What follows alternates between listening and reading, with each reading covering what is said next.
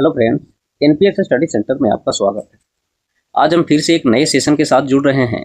दोस्त, जो भी कैंडिडेट नए जुड़े हैं उनको बता देते हैं कि मेरा जो सेशन चल रहा है यूथ पब्लिकेशन से जो एलपी सीवीटी 2 के नाम से आया है, एलपी सीवीटी 2 का नाम से आया है, उसका हम सोल्यूशन इसमें करवा रहे हैं। और ये रेलवे के द्वारा जो प्रीवियस पेपर बना है उसी का क्वेश्चन उठा रहे हैं। हूबहू जो भी प्रीवियस बना है 2019 में उससे रिलेटेड भी कुछ क्वेश्चन दिया गया है, लेकिन सारा प्रश्न है जो एलपी सीवीटी 2 में पूछे गए हैं।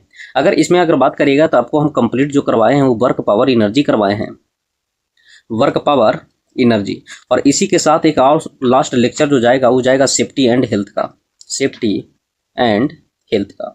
अगर बात करिएगा तो इसमें एक लेक्चर चल गया है और ये वर्क पावर एनर्जी पूरी तरह से कंप्लीट किया गया है। इसमें एक लेक्चर और लास्ट जाएगा सेफ्टी एंड हेल्थ का। इसी तरीके से 2 चैप्टर हमारा कंप्लीट हो जाएगा। दोस्त, बता देते हैं कि सेफ्टी एंड हेल्थ का अगर बात करिएगा तो सेफ्टी एंड हेल्थ में इसका 2 जगह अहम भूमिका होता है। एक ट्रेड में भी जो होता है जो पार्ट बी है, और एक पार्ट ए में भी होता है, जहां 100 क्वेश्चन टोटल रहेगा, जिसमें 50 क्वेश्चन रहता है जो बेसिक साइंस इंजीनियरिंग ड्राइंग रहता है।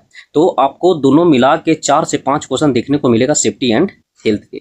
इसी के साथ आगे अगर बात करेगा तो आज जो हम लेक्चर लेके आए हैं वो आए हैं हीट एंड टेम्परेचर लेके, हीट एंड टेम्परेचर। ये इसमें करीब 60 से 70 प्रश्न दिया गया है और इसमें न्यूमेरिकल सबसे ज़्यादा बनता है। अगर पिछले में अगर बात करिएगा तो प्रीवियस पेपर के अकॉर्डिंग ही दिया गया है यूथ पब्लिकेशन में, तो इसमें प्रीवियस पेपर का अगर बात करिएगा तो सबसे ज़्यादा अगर एलपी सीवीटी 2 में जो प्रश्न बना था वो हीट एंड टेम्परेचर से ही बना था, हीट एंड टेम्परेचर से। तो आपको अगर बात करिएगा तो इसमें जो सबसे ज़्यादा न्यूमेरिकल जो बनता है एक हीट एंड टेम्परेचर हो गया, और दूसरा बनता है जो स्पीड एंड वेलोसिटी हो गया, और तीसरा जो बनता है वर्क पावर एनर्जी, और चौथा की अगर बात करिएगा तो चौथा में आता है इलेक्ट्रिसिटी। बाद बाकी जो भी चैप्टर बचा हुआ उसे 2-3 पूछेगा, क्योंकि पिछली बार जो प्रश्न आया था वो 40 क्वेश्चन बेसिक साइंस से उठाया गया था और इंजीनियरिंग ड्राइंग से, और 10 क्वेश्चन जो उठाया गया था वो जीके जीएस से उठाया गया था जो करंट उसमें इंक्लूड था। लेकिन ये भी 10 नंबर यहाँ जो इंक्लूड किया गया है, तो टोटल जो बना है वो कितना का बना है, तो 50 क्वेश्चन का बना है। तो आपको हम बता देते हैं कि हर एक चैप्टर को टच करेगा। जो बेसिक साइंस इंजीनियरिंग ड्राइंग का अगर सिलेबस जो दिया गया है हर एक चैप्टर को ही टच करेगा। अब फिक्स ना है कि किससे कितना बनेगा, लेकिन आपको कुछ क्राइटेरिया फिक्स होता है। जैसे हीट एंड टेम्परेचर हो गया, हीट एंड टेम्परेचर का अगर बात करिएगा, वर्क पावर एनर्जी का बात करिएगा, इसी के साथ इलेक्ट्रिसिटी का बात करिएगा, और एक और चैप्टर बन जाता है स्पीड एंड वेलोसिटी, जो इसमें सबसे ज़्यादा रुझान स्टूडेंट का होता है इसका न्यूमेरिकल में। जो किस हिसाब से पूछता है इसका तो स्पेशल 5 को फार्मूला होता है, लेकिन आपको बैठाने में ही प्रॉब्लम हो जाता है स्टूडेंट को कि किस हिसाब से कौन सा फार्मूला किस न्यूमेरिकल पर बैठेगा। तो इसके लिए भी हम समस्या का हल लेके आए हैं। आपको अभी हम हीट एंड टेम्परेचर करवा रहे हैं, और हीट एंड टेम्परेचर के बाद आपको हम जस्ट लेके आएंगे स्पीड एंड वेलोसिटी। और दोस्त, बता देते हैं कि आपके बीच में से ही हम भी आए हैं, हम भी एक स्टूडेंट ही हैं, और स्टूडेंट को समस्या को हम समझते हैं कि किस जगह पर कितना कौन सा प्रॉब्लम होता है न्यूमेरिकल बनाते वक्त। तो उस प्रॉब्लम को हम समझते हुए आपको हम एक्सप्लेन करने का प्रयास करेंगे। और जस्ट आपको ये न्यूमेरिकल का जो सेशन हम लेके आए हैं, जो इसमें मिक्सअप क्वेश्चन मिलेगा यूथ पब्लिकेशन का, और इसी में से आपको खुद समझ में आ जाएगा कि आपको कहाँ कहाँ समस्या आता है। वहाँ में एहसास दिला देंगे कि स्टूडेंट को सबसे ज़्यादा फंसता कहाँ है न्यूमेरिकल में, वो भी आपको हम बताएंगे। तो ये सेशन देखिएगा। अगर आपको पीडीएफ चाहिए तो टेलीग्राम चैनल पर हम डाल देते हैं, वहाँ लिंक इसका डिस्क्रिप्शन बॉक्स में दिया हुआ, ले लीजिएगा। पिछला जो पीडीएफ आपको नहीं गया, कमेंट भी आया हुआ था कि पीडीएफ नहीं मिला है, तो पीडीएफ आपको जस्ट हम जितना भी लेक्चर हुआ है उसको हम कट करके आपको सुबह में मॉर्निंग के टाइम में जब भी टाइम मिले तो हम डाल देंगे। क्योंकि हम भी एक स्टूडेंट है तो मेरा भी तैयारी के कारण जो भी आपको हेल्प बनता है वो हम करने का प्रयास करते हैं। तो सेशन को स्टार्ट करते हैं। देखिएगा आज का पहला जो प्रश्न दिया गया है वो प्रश्न देखिएगा,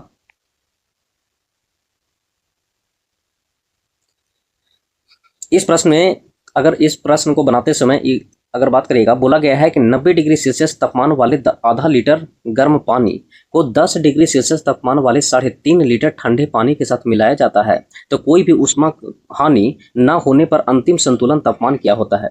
और इस क्वेश्चन बनाते वक्त आपको 3 से 4 फार्मूला जो दिया गया है, फार्मूला तो एक ही है कि एक को एक से अनेक रूप में देखा गया है, और एक से अनेक रूप में इसलिए देखा गया है कि उसका उसी हिसाब से पेपर ही सेट किया जाता है। तो कुछ यहाँ समझिएगा, जो हम फार्मूला लिखाएंगे और उससे कंसेप्ट जो क्लियर आपको होगा उसके माध्यम से ही आपको हम क्वेश्चन करवाएंगे।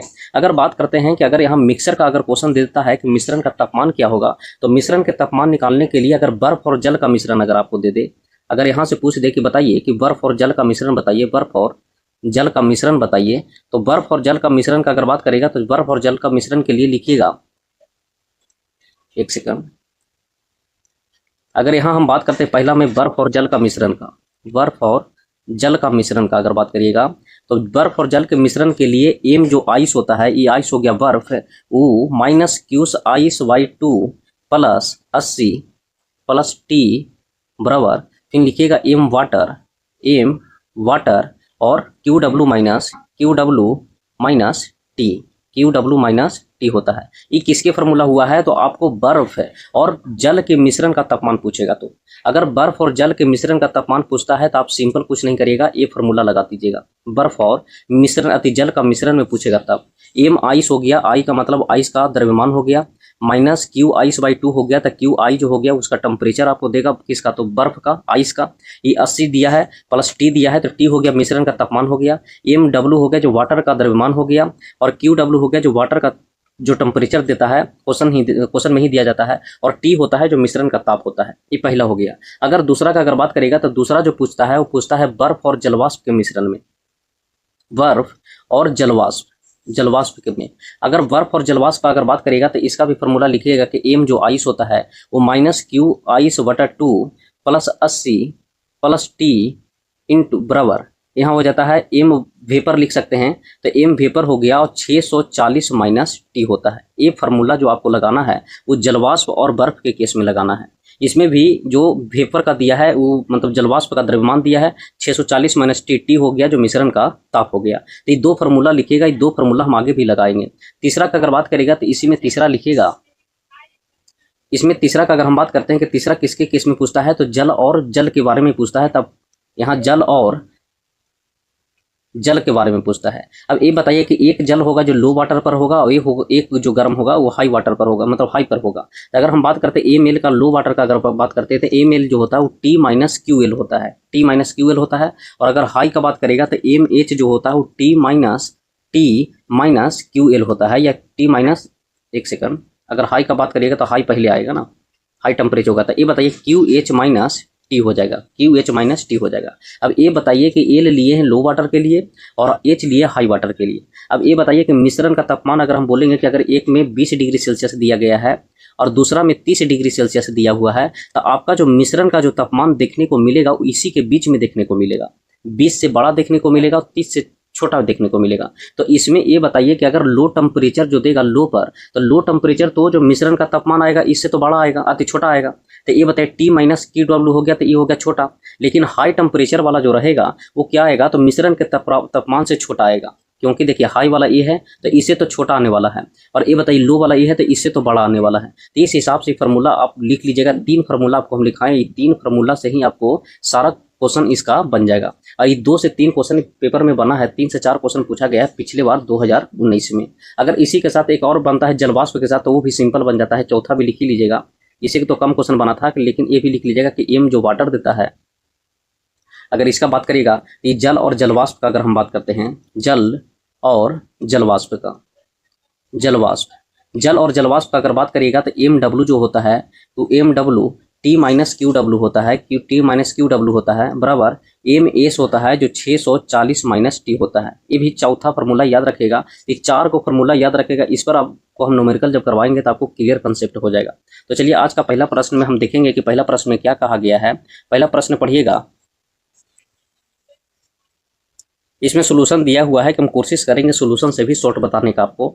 ये बताइए इसमें जो बोला गया है कि 90 डिग्री सेल्सियस तापमान वाले आधा लीटर गर्म पानी को, ठीक है, गर्म पानी को 10 डिग्री सेल्सियस तापमान वाले 3.5 लीटर ठंडे पानी के साथ मिलाया जाता है, तो कोई भी उष्मा हानि न होने पर अंतिम संतुलन तापमान क्या होगा, समझने का प्रयास करिएगा। ये बताइए कि दोनों जगह गर्म पानी ही दिया है, मतलब दोनों जगह पानी का ही केस दिया है, लेकिन एक है गर्म और एक है ठंडा। तो ये बताइए कि आधा लीटर गर्म पानी है वो 10 डिग्री सेल्सियस तापमान वाले 3.5 लीटर ठंडे पानी के साथ मिलाया जाता है, तो बताइए कि कोई उष्मा हानि नहीं हुआ है तो अंतिम संतुलन तापमान क्या होगा।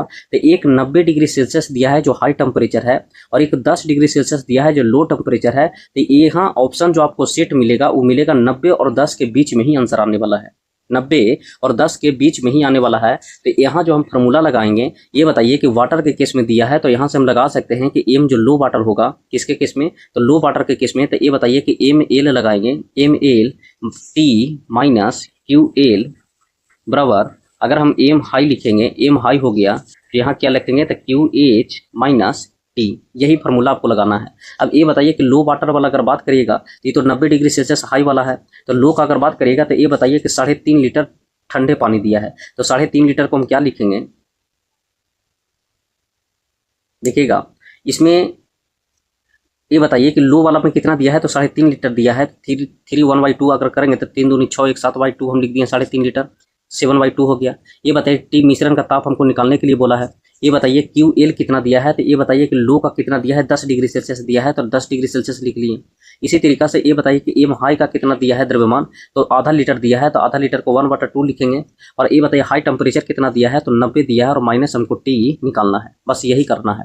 ये बताइए कि A2 से E2 कट जाएगा तो यहाँ जो आएगा वो क्या आएगा, तो 7T माइनस 70 बराबर यहाँ कितना आ जाएगा, तो 9T माइनस टी आ जाएगा।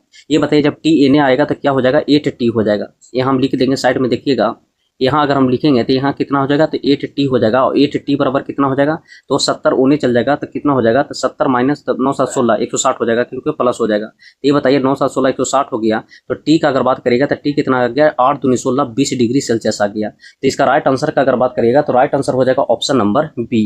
ऑप्शन नंबर बी इसका राइट आंसर है। इसका बेसिक फार्मूला ही होता है एम एल, जो होता है लो वाटर हो गया, और यहाँ हो गया हाई वाटर हो गया, बाकी टी माइनस क्यू एल और क्यू एच माइनस टी हो गया। ये फार्मूला पर सिंपल बैठा दीजिएगा, बाकी आपको सॉल्यूशन ही करना है। सॉल्यूशन के माध्यम से इसका राइट आंसर जो आया वो 20 डिग्री सेल्सियस आया। अगले प्रश्न देखिएगा, सॉल्यूशन दिले है, यहां से भी आप समझ सकते हैं। अगले प्रश्न में देखिएगा, अगले प्रश्न में कहा गया है, इस प्रश्न में देखिएगा, इस प्रश्न में बोला है कि 200 ग्राम द्रव्यमान वाली एक कड़ाही की ऊष्माधारिता ज्ञात कीजिए जिसका 2000 जूल ऊष्मा दिए जाने पर इसका तापमान में 8 डिग्री सेल्सियस की वृद्धि होती है। तो ये बताइए कि 200 ग्राम द्रव्यमान वाली एक कड़ाही है जिसका ऊष्माधारिता कितना दिया हुआ है, तो ऊष्माधारिता ज्ञात करना है। ऊष्माधारिता क्या करना है, तो ऊष्माधारिता ज्ञात करना है, और इसका जो ऊष्मा दिया है वो 2000 जूल किए जाने पर 8 डिग्री सेल्सियस का वृद्धि होता है। तो ये बताइए कि अगर यहाँ हम अगर बात करते हैं तो एक फार्मूला याद रखिएगा, फार्मूला हम यहाँ एक्सप्लेन कर देते हैं कि अगर विशिष्ट ऊष्मा का अगर बारे में बोलेगा तो एक होता है Q बराबर MS थीटा होता है, MS थीटा होता है, या इसी को आप लिख सकते हैं MS डेल्टा T, तापमान में ये अंतर हो गया। एक फार्मूला ये याद रखिएगा। दूसरे फार्मूला अगर बात करते हैं तो गुप्त ऊष्मा की याद रखिएगा, Q बराबर ml, ये हो गया गुप्त ऊष्मा का। तीसरा फार्मूला अगर बात करते हैं तो ऊष्मा धारिता के केस में देता है कि धारिता ज्ञात करिए, तो H बराबर देता है, जो H बराबर दो फार्मूला याद रखिएगा, एक M गुने S और दूसरा फार्मूला याद रखिएगा कि Q बटा डेल्टा T, Q बटा डेल्टा T। ये तीन फार्मूला याद रखेगा। विशिष्ट ऊष्मा का अगर बात करेगा तो Q बराबर MS डेल्टा T, और दूसरा याद रखेगा Q बराबर ml, और तीसरा याद रखेगा कि H बराबर होता है MS भी होता है और Q बटा डेल्टा T भी होता है। अब इस प्रश्न में देखिएगा, इस प्रश्न के अनुसार अगर हम बात करते हैं तो यहाँ जो लगाएंगे वो Q बराबर MS थीटा लगाएंगे या MS डेल्टा T लगाएंगे। अब ये बताइए एम द्रव्यमान कितना दिया है, तो एम द्रव्यमान 200 ग्राम दिया है। अब यहाँ से आपको अगर हम बात करते हैं, आपसे जो प्रश्न पूछा क्या गया है कि 200 ग्राम द्रव्यमान वाले ऊष्मा धारिता पूछा है, तो ऊष्मा धारिता के लिए तो विशिष्ट ऊष्मा हम निकाल रहे थे, ऊष्मा धारिता के लिए कुछ न लगाना है, H बराबर आपको लगा देना है Q बटा डेल्टा T, Q बराबर डेल्टा T। Q कितना दिया है, तो 2000 दिया है, और अगर डेल्टा T का तापमान में अंतर कितना दिया है, तो 8 दिया है। ठीक है, अब यहाँ से सिंपल आपको भाग देना है, 8 दूनी 16 हो गया 4, और 8 5 40 हो गया, तो 250।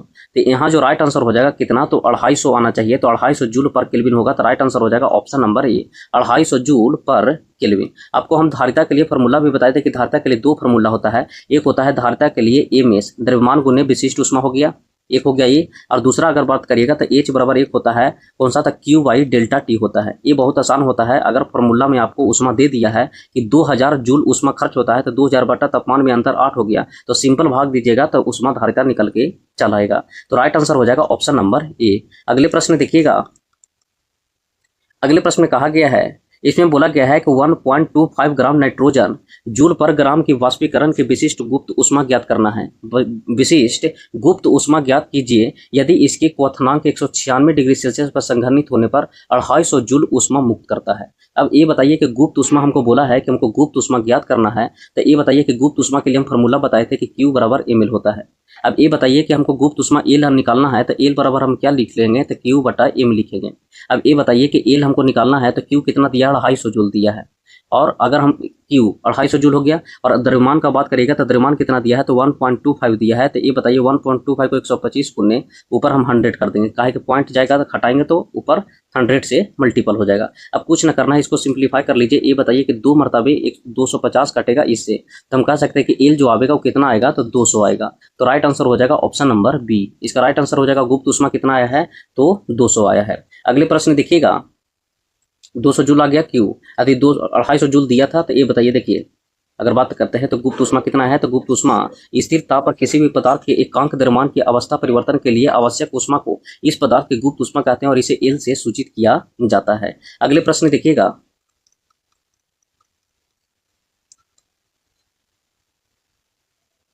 इस प्रश्न में देखने का प्रयास करिएगा। इसमें बोला है कि 500 ग्राम द्रव्यमान वाले धातु के एक टुकड़े को विशिष्ट ऊष्मा धारिता है, विशिष्ट ऊष्मा धारिता जूल पर ग्राम पर केल्विन में ज्ञात करना है, जिसके द्वारा 10 केजे मतलब 10 किलो जूल ऊष्मा अवशोषित किए जाने पर उसका तापमान में 80 डिग्री सेल्सियस की वृद्धि होता है। बोला है कि 500 ग्राम द्रव्यमान वाले धातु के एक टुकड़े की विशिष्ट ऊष्मा धारिता ज्ञात कीजिए, जिसके द्वारा 10 किलो जूल ऊष्मा अवशोषित किए जाने पर उसका तापमान में 80 डिग्री सेल्सियस की वृद्धि हुआ है। अब ये बताइए कि आपको निकालना है जूल पर ग्राम पर डिग्री सेल्सियस में।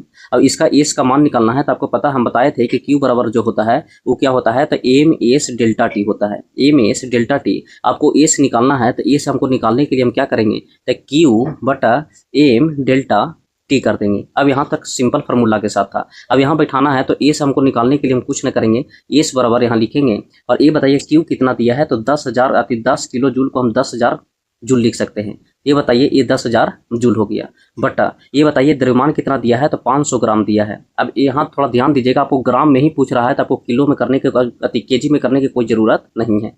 500 हो गया। और अगर हम बात करते हैं टेम्परेचर का कि तापमान में अंतर कितना दिया है, तो 80 डिग्री सेल्सियस का अंतर दिया है, तो 80 से भाग दीजिएगा। अब ये बताइए कि यहाँ काटेंगे तो 2 जीरो से 2 जीरो कटेगा और 1 जीरो से यहाँ 1 जीरो कटेगा, ठीक है। फिर 8/45 अगर हम करते हैं, तो 8/45 में हम करेंगे तो 1/4 आएगा। और 1/4 को हम क्या लिख सकते हैं, तो 0.25 लिखेंगे। 0.25 जूल पर ग्राम पर केल्विन। तो इसका राइट आंसर हो जाएगा ऑप्शन नंबर बी। तो राइट आंसर कर लीजिएगा, ऑप्शन नंबर बी इसका राइट आंसर है। अगले प्रश्न देखिएगा, अगले प्रश्न में कहा गया है कि 100 डिग्री सेल्सियस को फ़ारेनहाइट में बदलना है। तो यहाँ हम आपको कंसेप्ट बताएंगे कि अगर यहाँ फार्मूला का अगर बात करेगा, तो कभी भी कॉम्बिनेशन अगर दे देता है आपको कि डिग्री सेल्सियस से फ़ारेनहाइट में जाना है, या फ़ारेनहाइट से हमको केल्विन में जाना है, या केल्विन से हमको डिग्री सेल्सियस में आना है, तो सिंपल याद रखिएगा कि C/5 होता है। C/5 F-32/9 बराबर K-273 K-273/5 होता है। रिमर का नहीं पूछा जाता है, इतने से बनता है, तो सीधे याद रखेगा C/5 बराबर F-32/9 और K-273/5। अब ये बताइए कि यहाँ सेल्सियस दिया है, यहाँ फ़ारेनहाइट दिया है, केल्विन दिया है, जिसका रिलेशन पूछेगा उसका बराबर आप कर लीजिएगा। अगर सेल्सियस से फ़ारेनहाइट में पूछता है तो ये दोनों कॉम्बिनेशन लगा देना है, अगर सेल्सियस से केल्विन में पूछता है तो ये दोनों लगा देना है। और ये प्रश्न जो बना था वो 2019 का देख लीजिएगा, 2019 में ही प्रीवियस पेपर में बना हुआ है। अब कुछ स्टूडेंट का कहना होगा कि ये आया कहाँ से है, तो वो भी आपको हम बता देते हैं। लंबा थोड़ा सेशन होगा, लेकिन देखिएगा अगर हम बात करते हैं तो आपको पता है कि C माइनस अगर 0 करेंगे 0 डिग्री सेल्सियस, और यहाँ अगर लिखेंगे कि 100 माइनस 0 डिग्री सेल्सियस, इसी तरीका से यहाँ लिखेंगे F-32 डिग्री, और यहाँ लिखेंगे 212 माइनस 32। अगर हम बात करते हैं यहाँ तो 212 माइनस 32। अगर यहाँ बात करते हैं तो K-273, और यहाँ अगर बात करते हैं तो 373 माइनस 273, समझिएगा। अब यहाँ जो भी पॉइंट हम लिखे हैं वहाँ थोड़ा ध्यान से देखिएगा। यहाँ जो 100 डिग्री सेल्सियस होता है क्वथनांक होता है, तो ये 100 डिग्री सेल्सियस कह लीजिए, 212 डिग्री फ़ारेनहाइट कर लीजिए, या 373 केल्विन कह लीजिए, ये तीनों होता है जो बराबर होता है। हम कह सकते हैं कि जल का क्वथनांक बिंदु कितना होता है, तो 100 डिग्री सेल्सियस पर होता है, ये सब जानता है। लेकिन अगर फ़ारेनहाइट में बोलेगा कि कितना पर होता है, तो फ़ारेनहाइट में होता है 212 डिग्री फ़ारेनहाइट पर। तो आप 100 डिग्री सेल्सियस कहिए, या 212 डिग्री कहिए, या 373 केल्विन कहिए, ये बात बराबरी है। अगर आपसे प्रश्न में पूछा जाए कि बताइए जल का क्वथनांक बिंदु कितना होता है केल्विन में, तो केल्विन में 373 होता है। लेकिन अगर फ़ारेनहाइट में पूछा जाता है तो फ़ारेनहाइट में 212 होता है, और अगर डिग्री सेल्सियस में पूछा जाता है तो 100 डिग्री सेल्सियस पर क्वथनांक बिंदु होता है। इसी के केस में अगर पूछता है कि बताइए कि गलनांक बिंदु क्या होता है, या हिमांक बिंदु क्या होता है, तो 0 डिग्री सेल्सियस होता है, जो बराबर हो जाएगा 32 डिग्री फ़ारेनहाइट का, या इसी का बराबर हो जाएगा 273 का। तो ये भी पॉइंट याद रखेगा, ये हो गया क्वथनांक बिंदु। और ये हो गया गलनांक बिंदु, जिसको हिमांक बिंदु भी कह सकते हैं। तो ये हो गया कौन सा, तो हिमांक बिंदु। अब वो प्रश्न जो अब हम पूछे थे शॉर्ट में जो निकाले थे वो कहाँ से आया है, तो कुछ नहीं करना है, यहाँ जो 20 से क्या करना है, तो 20 से गुना कर देना है सब में, क्योंकि बराबर में है तो 20 से सब में गुना करिएगा तो बराबर में फिर बाद में कट जाएगा। तो 20 से जब गुना कर देंगे हम, तब ये बताइए कि 20 से गुना केला के बाद b 500 हो जाएगा, तो c/5 हो गया। यहाँ अगर घटाइएगा तो 180 आएगा, और 180 में 20 से भागा दीजिएगा तो 9 आएगा।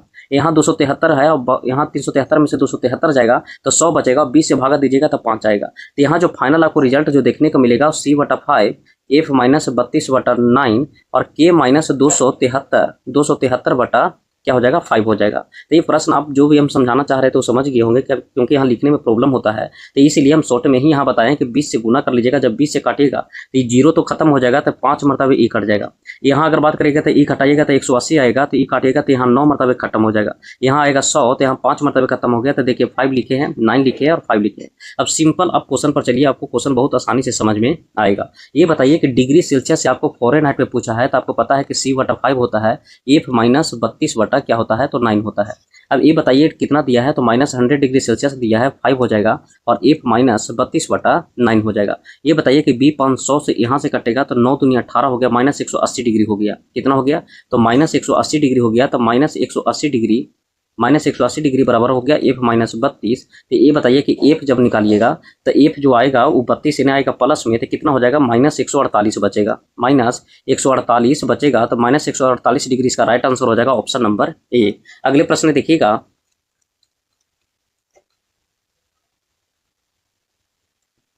इस प्रश्न में देखिएगा, इसमें बोला गया कि 190 डिग्री सेल्सियस तापमान वाले 2 लीटर अति तप्त पानी को 20 डिग्री सेल्सियस तापमान वाले 6 लीटर ठंडे पानी के साथ मिलाया जाता है, तो कोई भी ऊष्मा हानि ना होने पर अंतिम संतुलन तापमान क्या होगा। बस वही प्रश्न पूछा गया है जो आपको शुरुआत में हम 4 को क्वेश्चन का 4 को फॉर्मूला बताए थे।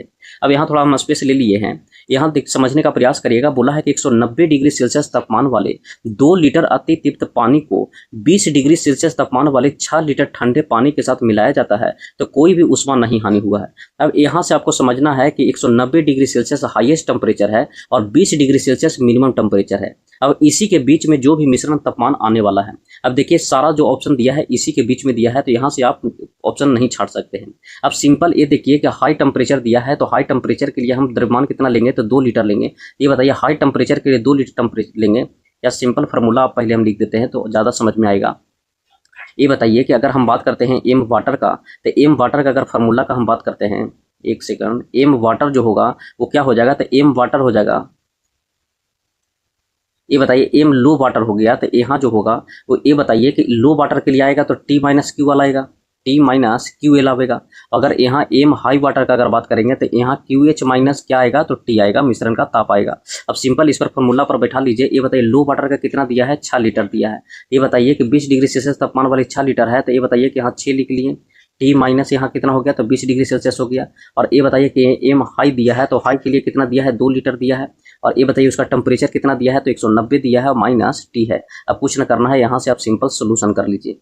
अगर सोल्यूशन करिएगा तो ये बताइए 6 है तो 3 से यहाँ से ये कट जाएगा, ठीक है। तो यहाँ जो आएगा वो क्या आएगा, तो 3T आएगा। अगर 3 से कट गया तो 3T आएगा, माइनस ये बताइए कि यहाँ वित्तीय 60 आएगा, बराबर यहाँ 2 तो कट गया था, तो 190 माइनस T हो जाएगा। अब ये बताइए कि 3T और एक T आएगा तो यहाँ क्या हो जाएगा, 4T हो जाएगा। और 60 जब होने जाएगा तो प्लस में हो जाएगा, तो 9 × 15 कितना हो जाएगा, तो 250 डिग्री, ठीक है, 250 डिग्री सेल्सियस होगा। अब जब काटिएगा इसका तो T का जो मान देखने को आपको मिलेगा वो देखने को मिलेगा 6 × 24 हो जाएगा, 6 × 24 1 हो गया, फिर 4 दूनी 8 होगा, मतलब 62.5 डिग्री सेल्सियस देखने को मिलेगा। तो इसका राइट आंसर हो जाएगा ऑप्शन नंबर सी। तो जो भी फार्मूला बताए हैं वो फार्मूला 4 को याद रखेगा। तो इससे क्वेश्चन पिछला बार बना था, 3 से 4 क्वेश्चन हर एक शिफ्टे में पूछ लिया गया था, तो ये फार्मूला याद रखेगा। अगले प्रश्न देखिएगा, अगले प्रश्न में 7 नंबर में रिलेशन आपको हम बता दिए थे कि रिलेशन कुछ न करना है, सेल्सियस को आपको फ़ारेनहाइट में जाना है।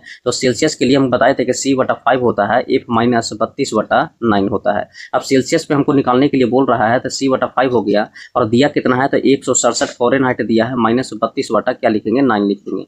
अब ये बताइए कि c/5 को c/5 हम यहाँ लिख देंगे, c/5 हो गया, और 167 में से 32 जाएगा तो 5 2 7, हम कह सकते हैं कि 135 के बराबर होगा, तो 135/9। ये बताइए 15 में 35 से होता है, तो c बराबर जो आ जाएगा कितना आ जाएगा, तो 45 हाँ, सी बराबर कितना आ जाएगा, तो 15 पचे 75, 75 डिग्री सेल्सियस आएगा। तो राइट आंसर हो जाएगा option number D, 75 degree Celsius. अगले प्रश्न देखिएगा।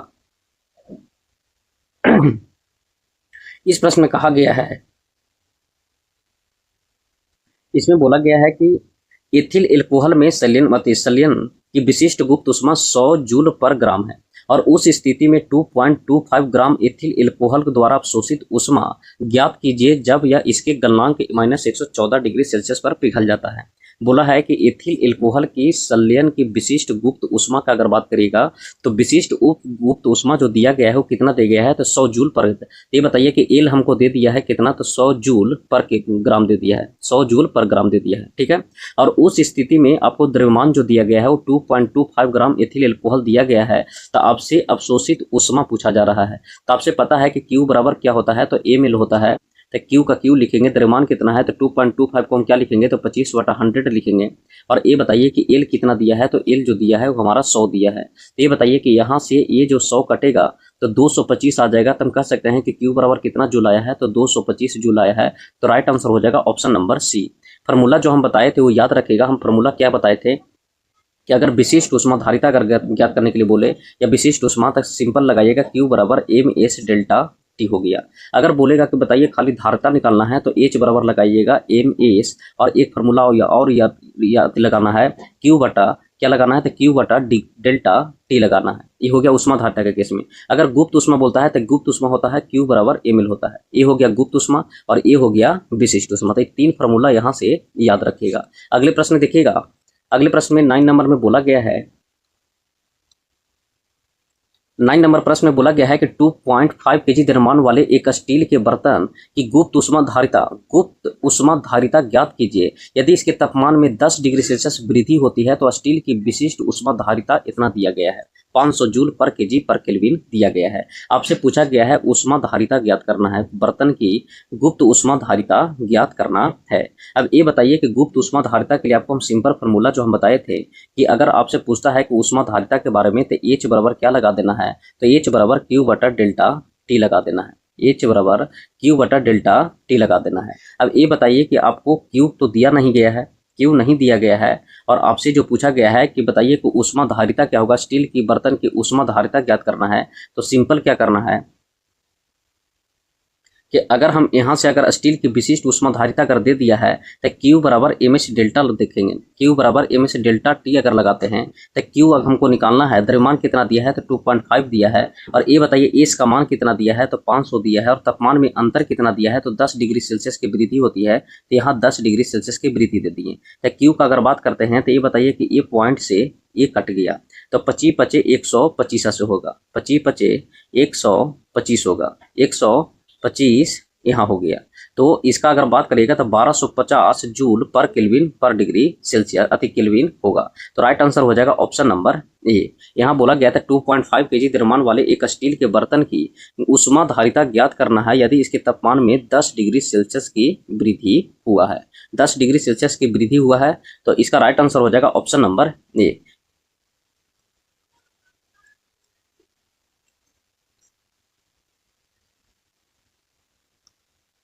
अच्छा एक सेकंड, आपसे ऊष्मा धारिता पूछा गया है यहाँ, तो आपको हम तो गुप्त ऊष्मा बताएं, अति गुप्त ऊष्मा कहते हैं, उसमें तो ऊष्मा हम सिर्फ निकाले हैं। अगर ऊष्मा धारिता है तो ये बताइए कि 1250 अति 12500 जो आ गया वो क्या आ गया, कि 12500 आपको ऊष्मा दिया है, इतना जूल आया है। अब H अगर निकालना रहेगा तो H निकालने के लिए क्या करेंगे, तो सिंपल कर देंगे कि कितना दिया है, तो जूल में दिया है कितना, तो क्यू बटा डेल्टा टी होता है, क्यू बटा डेल्टा टी होता है। तो क्यू कितना दिया है, तो 12500 दिया है। और ये बताइए कि डेल्टा टी कितना दिया है, तो 10 दिया है, तो ये 0 से ही कटेगा, तब 1250 क्या आ जाएगा, तो हमको धारिता आ जाएगा। लेकिन यहाँ कुछ नहीं करता, एक सिंपल भी हम यहाँ मेथड आपको बता देते हैं कि एक तो फार्मूला हम बताएं कि यहाँ से आपको अगर निकालना होगा तो ऊष्मा धारिता का अगर पूछेगा तो ऊष्मा धारिता के लिए H बराबर एक MS भी होता है, और दूसरा हम बताएं कि दूसरा होता है Q बटा डेल्टा टी होता है। अब इस पर जाने के लिए थोड़ा हम आपको परेशानी ये होगा कि Q आपको निकालना होगा, लेकिन अगर M और S अगर हम निकालते हैं तो यहाँ से बहुत आसानी से निकल जाएगा। ये बताइए H का H ले लेंगे, M कितना दिया है, तो 2.5 दिया है, और S का अगर बात करते हैं तो S कितना दिया है, तो 500 दिया है। अब कुछ ना करना है, एक पॉइंट हटाएंगे तो एक जीरो यहाँ से हटेगा, 25 25 25 से हो जाएगा 1250 जूल पर केजी पर अति जूल पर केल्विन आंसर हो जाएगा। तो सिंपल था, यहाँ राइट आंसर हो जाएगा ऑप्शन नंबर ए।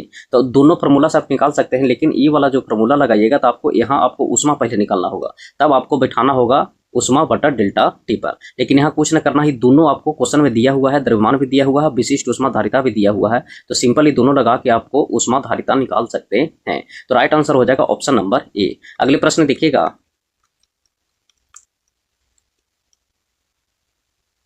अगले प्रश्न में कहा गया है, बोला गया है कि तांबे के बने हुए उष्मामापी कैलोरीमीटर का द्रव्यमान ग्राम में ज्ञात करना है। इसके द्वारा 3.6 किलो जूल ऊष्मा अवशोषित किए जाने पर उसका तापमान में 45 डिग्री सेल्सियस की वृद्धि होती है। तो तांबे की विशिष्ट उष्माधारिता आपको दे दिया गया है। तांबा का विशिष्ट उष्माधारिता जूल 0.4 जूल पर ग्राम पर डिग्री सेल्सियस अति केल्विन दिया गया है। तो कुछ न करना है, क्यू बराबर लगा देना है MS डेल्टा टी लगा देना है। ये बताइए कि क्यू हमको कितना दिया हुआ है, तो 3.6 है, इसको हम कह सकते हैं 3600 जूल। 3600 जूल। एम का अगर बात करते हैं तो एम हमको निकालना है। ये बताइए विशिष्ट उष्माधारिता कितना दिया है, तो 4/10 जूल पर केल्विन हम लिख सकते हैं, तो 4/10 हो गया। और तापमान में अंतर कितना दिया है, तो तापमान में अंतर दिया है 45 डिग्री सेल्सियस, तो यहाँ मल्टीपल कितना हो जाएगा, तो 45 हो जाएगा।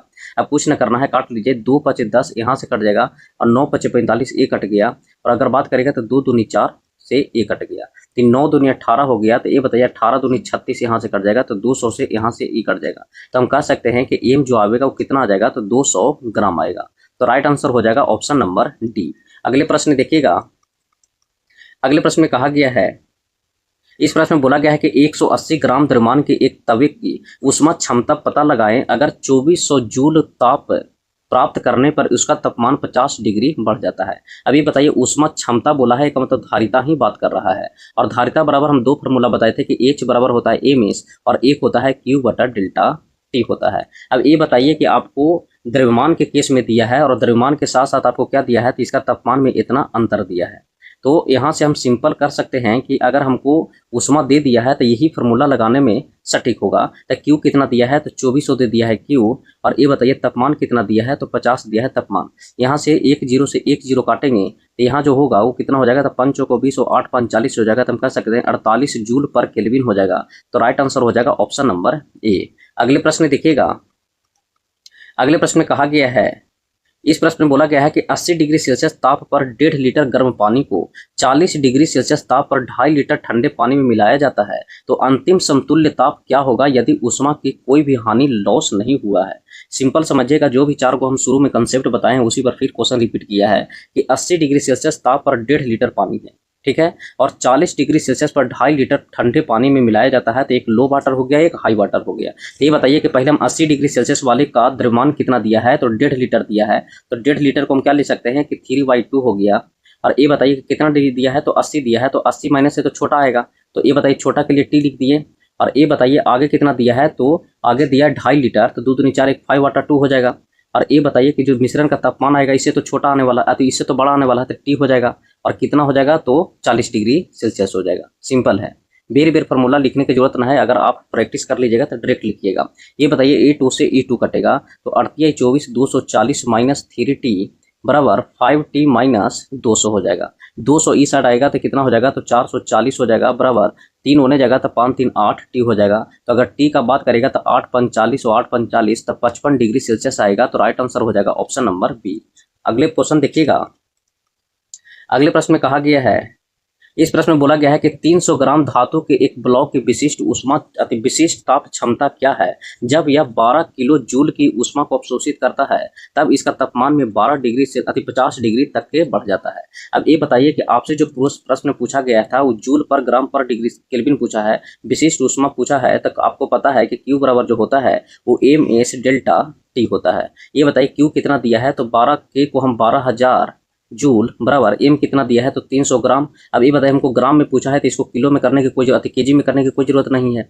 अब ये बताइए हमसे पूछा गया क्या, एस पूछा गया है, और तापमान में अंतर कितना दिया है, तो 50 दिया है। अब ये बताइए कि 2 0 ए और 1 0 3 0 से 3 0 यहाँ खत्म हो गया। अब 3 0 से खत्म हो गया तो 15 हो गया। तो यहाँ से हम कह सकते हैं कि 4 मरतबे ए से ए भी खत्म हो गया। तो एस का अगर बात करेगा तो एस कितना आ जाएगा, तो 1/20 आ जाएगा। एस बराबर कितना आ जाएगा, तो 1/20 आएगा। तो 1/20 को हम क्या लिखेंगे, एक सेकंड, 1 0 से 1 0 कट गया, अति 2 0 से 2 0 कट गया, 2 1 3 0 से 3 कट गया, 4 3 12 कट गया, तो ये बताइए कि एस बराबर 5 को 20 हो जाएगा। 5 को 20 हो जाएगा तो इसको 0.5 जूल पर ग्राम पर केल्विन देना चाहिए। यहाँ कहीं ना कहीं कैलकुलेशन में मिस हो रहा है, 1 सेकंड। जैसे ये बताइए कि क्यू बराबर अगर हम बात करते हैं तो क्यू कितना दिया है, तो 12,000 दिया है।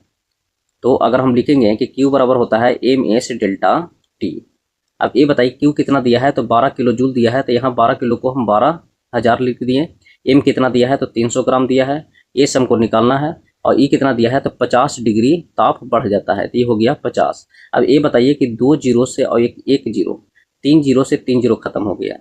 अगर यहाँ हम बात करेंगे तो चरतिया 12 कट गया, चरतिया 12 से ई कट गया, तो ये बताइए एस जो आ गया वो कितना आ गया, तो एस का अगर बात करेगा तो 4/5 आ गया, 4/5 आ गया। तो ये बताइए कि एस बराबर 4/5 को हम क्या लिखेंगे, तो 0.8 लिखेंगे। 0.8 ग्राम अति जूल पर ग्राम पर केल्विन। इसका राइट आंसर हो जाएगा ऑप्शन नंबर डी। सिंपल था, कुछ ना करना था। क्यू बराबर एम से डेल्टा टी लगाइएगा।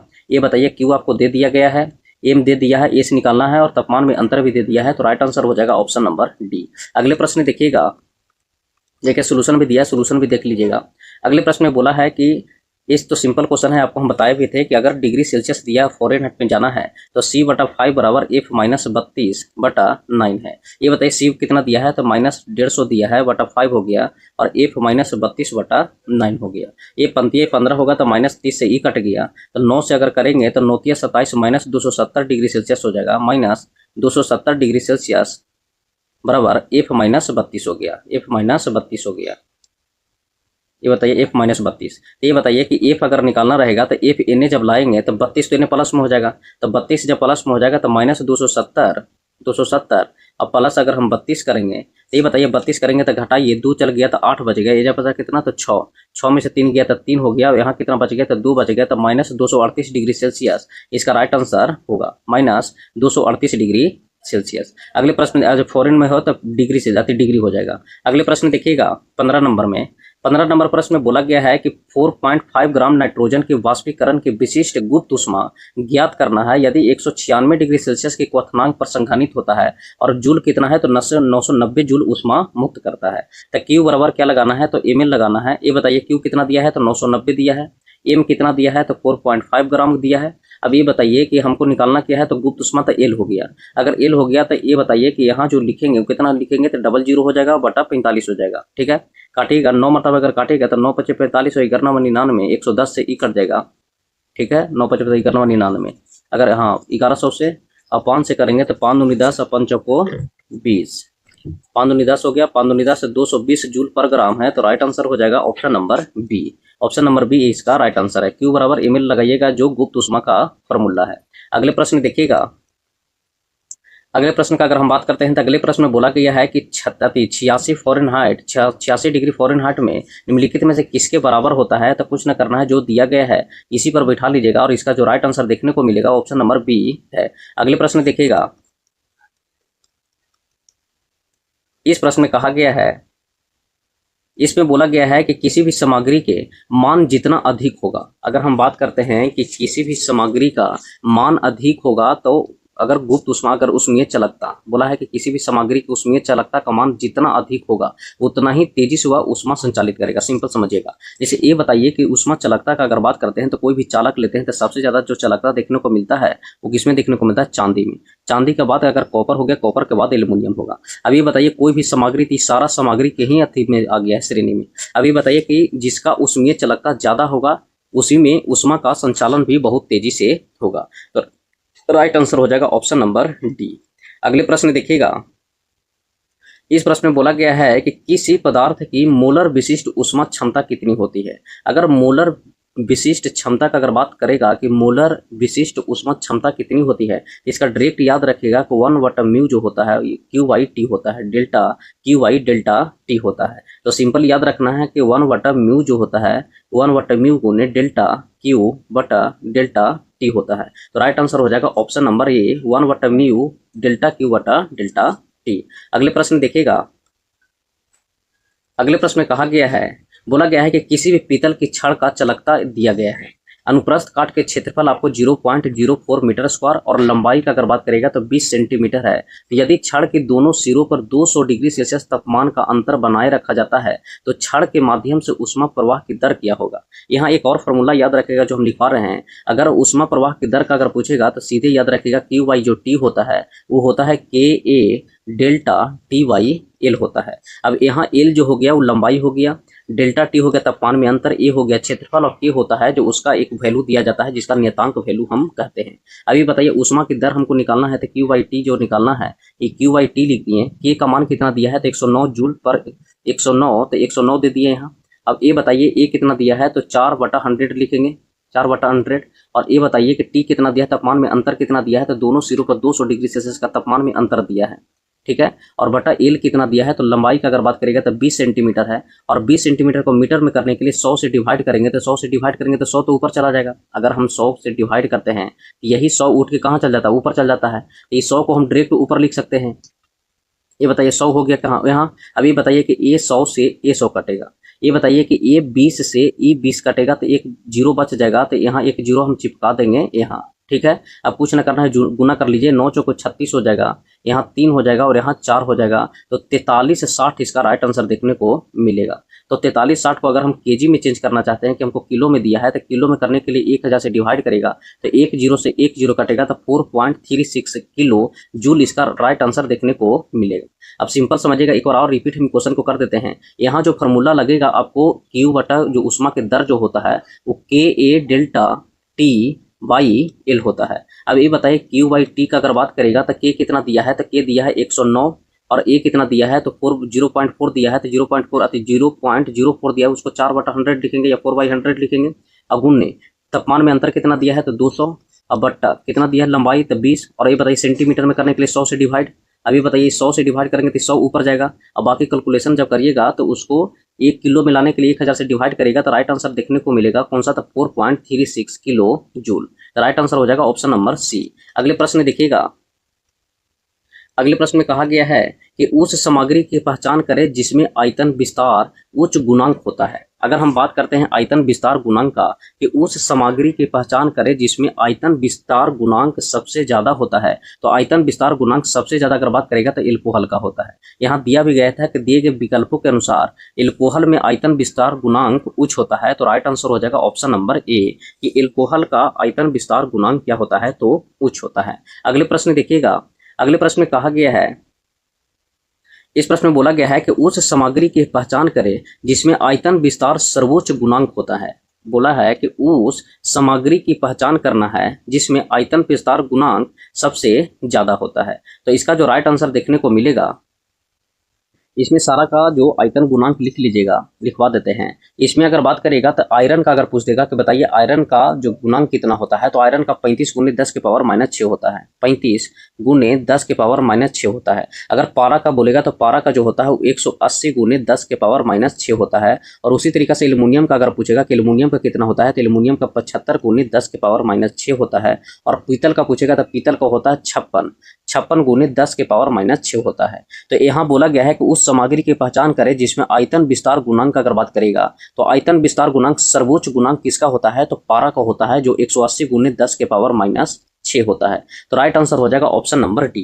यहाँ याद रखेगा आयरन का 35 गुने 10 के पावर -6 होता है, पीतल का बोलेगा तो 56 गुने 10 के पावर -6 होता है, और एल्युमिनियम का बोलेगा तो 75 गुने 10 के पावर -6 होता है, और पारा का बोलेगा तो 180 गुने 10 के पावर -6 होता है। तो राइट आंसर हो जाएगा ऑप्शन नंबर डी। तो यह है कि पदार्थ की वास्तविक गति द्वारा ऊष्मा का स्थानांतरण की एक प्रणाली क्या होता है। तो अगर बात करेगा ऊष्मा का स्थानांतरण, तो ऊष्मा का स्थानांतरण 3 विधि से होता है। तीनों विधि का याद रखिएगा कि 3 विधि से होता है। एक होता है चालन विधि से, एक चालन विधि से होता है।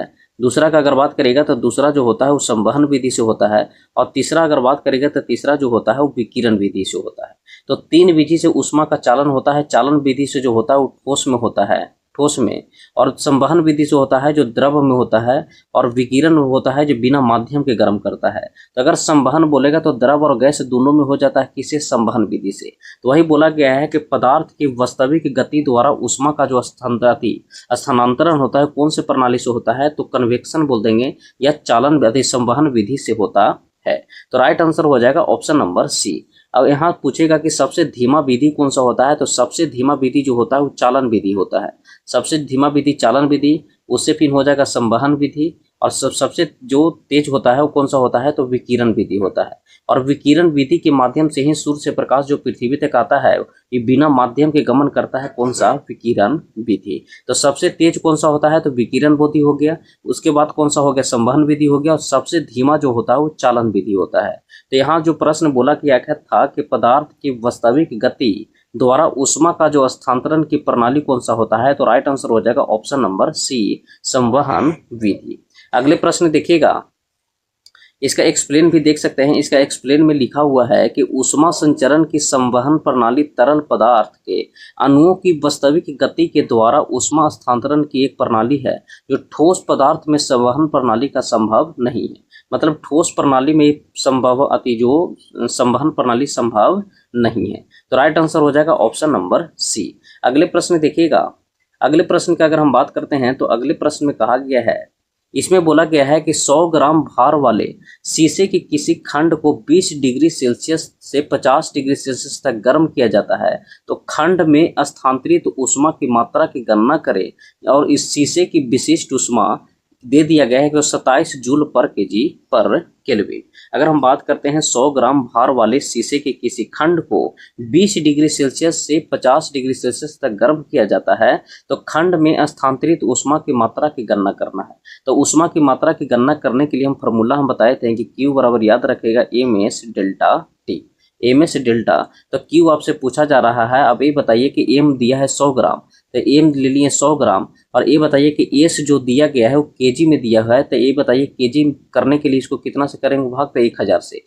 ये बताइए S कितना दिया है, तो 127 दिया है। और ये बताइए तापमान में अंतर कितना दिया है, तो 20 से 50 हुआ है, तो तापमान में अंतर का अगर बात करते हैं तो 30 डिग्री सेल्सियस होता है।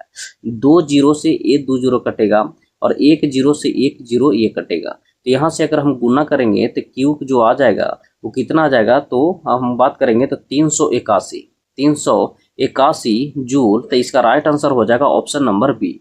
ऑप्शन नंबर बी इसका राइट आंसर है। कुछ ना लगाना है, MS डेल्टा T, M द्रव्यमान हो गया, S विशिष्ट ऊष्माधारिता हो गया, और डेल्टा T होता है जो तापमान में अंतर होता है। अब ग्राम में लेना है कि केजी में लेना है, वो डिसाइड कौन करता है, तो विशिष्ट ऊष्माधारिता जो दिल्ली रहता है वो डिसाइड करता है कि केजी में लेना है या ग्राम में लेना है। तो राइट आंसर हो जाएगा ऑप्शन नंबर बी। अगले प्रश्न में देखिएगा, अगले प्रश्न में कहा गया है कि ऊष्मा, अगर इसका बात करते हैं कि ऊष्मा अंतरण की चालन और संवहन विधियां के द्वारा अलग किए गए पिंडों के बीच संचालित नहीं हो सकता है। अगर हम बात करते हैं कि ऊष्मा के अंतरण अति अंतरण किस चालन और संवहन विधियां किसके द्वारा पिंडों को बीच स्थानांतरित नहीं हो सकता है, तो निर्वात के द्वारा नहीं हो सकता है। अगर बात करेगा कि माध्यम की जरूरत किसका किसका पड़ता है, तो माध्यम में चालन और संवहन को माध्यम की जरूरत पड़ता है। चालन और संवहन को होता है जो माध्यम की आवश्यकता होता है। अगर बोलेगा कि निर्वात में कौन चलता है, तो निर्वात के में चलेगा कौन, तो विकिरण।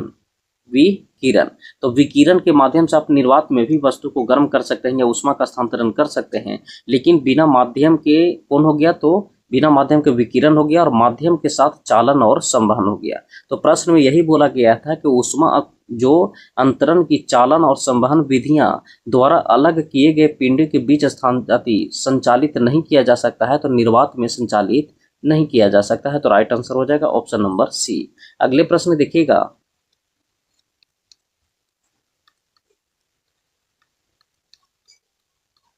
इस प्रश्न में देखिएगा 25 नंबर में बोला गया है कि फ़ारेनहाइट और सेल्सियस स्केल पर अभिमुख होते हैं। अगर फ़ारेनहाइट और सेल्सियस का अगर बात करेगा तो कितना डिग्री पर अभिमुख होते हैं, तो -40 डिग्री पर दोनों बराबर हो जाता है।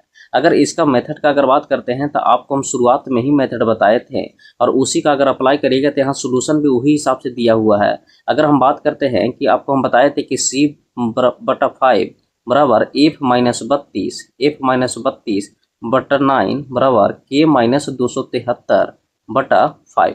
अब जिसका रिलेशन पूछेगा उसका आपको बराबर कर देना है। आपको यहाँ रिलेशन जो पूछा गया है वो सेल्सियस में और फ़ारेनहाइट में रिलेशन पूछा गया है। तो अगर हम सेल्सियस और फ़ारेनहाइट का रिलेशन का अगर हम बात करते हैं, तो सेल्सियस और फ़ारेनहाइट का रिलेशन का देखिएगा तो इसमें रिलेशन जो बनेगा वो क्या बनेगा, तो C/5 बराबर F-32 बट्टा 9 बनेगा। अब ये बताइए कि C बराबर F बोला है कि C F के बराबर है। अब C F के बराबर है तो कोई भी वैल्यू एक रख लीजिएगा, चाहे तो C रख लीजिए या F रख लीजिए, लेकिन आपको आंसर जो दिया है वो डिग्री C में दिया है, तो फ़ारेनहाइट में दिया है। तो ये बताइए कि C की जगह पर अगर हम F रखेंगे तो F बटा 5 हो जाएगा, बराबर F माइनस 32/9 हो जाएगा। यहाँ जब मल्टीपल करेंगे तो 9F बराबर हो जाएगा 5F माइनस 5 दूनी 10 पंजे 15 1 16 160 हुआ। ये बताइए 5F जब इन्हें आएगा आना तो फिर 160 को इन्हें लाइएगा तो उस तरफ जाएगा तो क्या हो जाएगा, तो -4F बराबर क्या हो जाएगा 160 हो जाएगा। तो अगर F का बात करेगा तो F कितना आ जाएगा 4 को 16 -40 डिग्री। तो राइट आंसर हो जाएगा ऑप्शन नंबर बी। अगले प्रश्न देखिएगा इसका आंसर जो होगा ऑप्शन नंबर बी इसका राइट आंसर है। अगले प्रश्न में कहा गया है, इस प्रश्न में बोला गया है कि ऊष्मीय चालकता का इकाई क्या है। तो अगर ऊष्मीय चालकता की अगर बात करते हैं कि ऊष्मीय चालकता का इकाई क्या है, तो जूल पर सेकंड पर मीटर पर केल्विन होता है। तो इसका डायरेक्ट याद रखिएगा कि जूल पर सेकंड पर मीटर पर केल्विन इसका क्या होता है, तो यूनिट होता है। तो ऊष्मा चालकता का डायरेक्ट याद रखिएगा जूल पर सेकंड पर मीटर पर केल्विन होता है। तो राइट आंसर हो जाएगा ऑप्शन नंबर बी। अगले प्रश्न देखिएगा, अगले प्रश्न में कहा गया है, इस प्रश्न में बोला गया है कि समान ताप और दाब पर किसी भी पदार्थ को ठोस से द्रव में बदलने के लिए प्रति इकाई द्रव्यमान की ऊष्मा होती है। बोला गया है कि समान ताप और दाब पर किसी भी पदार्थ को ठोस से द्रव में बदलना है। अभी बताइए ठोस से द्रव में बदलने के लिए प्रति इकाई द्रव्यमान की ऊष्मा को हम क्या कहते हैं, तो विशिष्ट गुप्त ऊष्मा बोलते हैं, विशिष्ट गुप्त ऊष्मा बोलते हैं। अब यहाँ समझने का प्रयास करिएगा, दो यहाँ जो कंसेप्ट होता है, एक पूछता है गुप्त ऊष्मा के बारे में, एक पूछता है गुप्त ऊष्मा और एक पूछता है विशिष्ट ऊष्मा धारिता, विशिष्ट ऊष्मा धारिता, विशिष्ट ऊष्मा धारिता पूछता है। अब ये बताइए कि गुप्त ऊष्मा होता है जो अवस्था चेंज करता है। जैसे ये बताइए कि अगर बर्फ है तो बर्फ से पानी जो बदला, बर्फ से जो पानी हुआ, तो यहाँ जो अवस्था चेंज हुआ तो अवस्था चेंज करने के लिए गुप्त ऊष्मा का प्रयोग करते हैं और इसमें तापमान क्या होता है, कांस्टेंट होता है। तो ये बताइए कि यहाँ अवस्था चेंज हुआ, लेकिन वही अवस्था में अगर गर्म करना है, अगर पानी है तो पानी को ही गर्म करना है, तो उसमें हम किसका उपयोग करते हैं, तो विशिष्ट ऊष्मा धारिता का उपयोग करते हैं। जैसे ये बताइए कि 25 डिग्री सेल्सियस पर अगर जल है और इसको हम गर्म करके कर दिए 98 डिग्री सेल्सियस पर, तो ये बताइए कि 98 डिग्री सेल्सियस पर भी जल ही है। तो एक अवस्था में ही गर्म अगर करना है तो विशिष्ट ऊष्मा धारिता करते हैं, और अगर अवस्था चेंज करना है जैसे बर्फ से पानी या पानी से बर्फ बनाना है, तो अवस्था जो चेंज हो रहा है वहाँ जो प्रयोग हम करते हैं कौन सा करते हैं, तो गुप्त ऊष्मा करते हैं।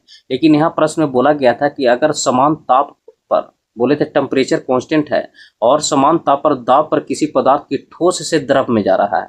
अभी बताइए ठोस से द्रव में जा रहा है तो यहाँ अवस्था चेंज हो रहा है, और जब अवस्था चेंज हो रहा है तो इसमें कौन सा काम करेगा, तो गुप्त ऊष्मा काम करेगा। तो इसका राइट आंसर जो देखने को मिलेगा वो विशिष्ट गुप्त ऊष्मा, right answer option number D. अगर विशिष्ट ऊष्मा का अगर पूछेगा तो Q बराबर होता है ml, अगर विशिष्ट ऊष्मा धारिता का बोलेगा तो यहाँ Q बराबर याद रखेगा ms डेल्टा T।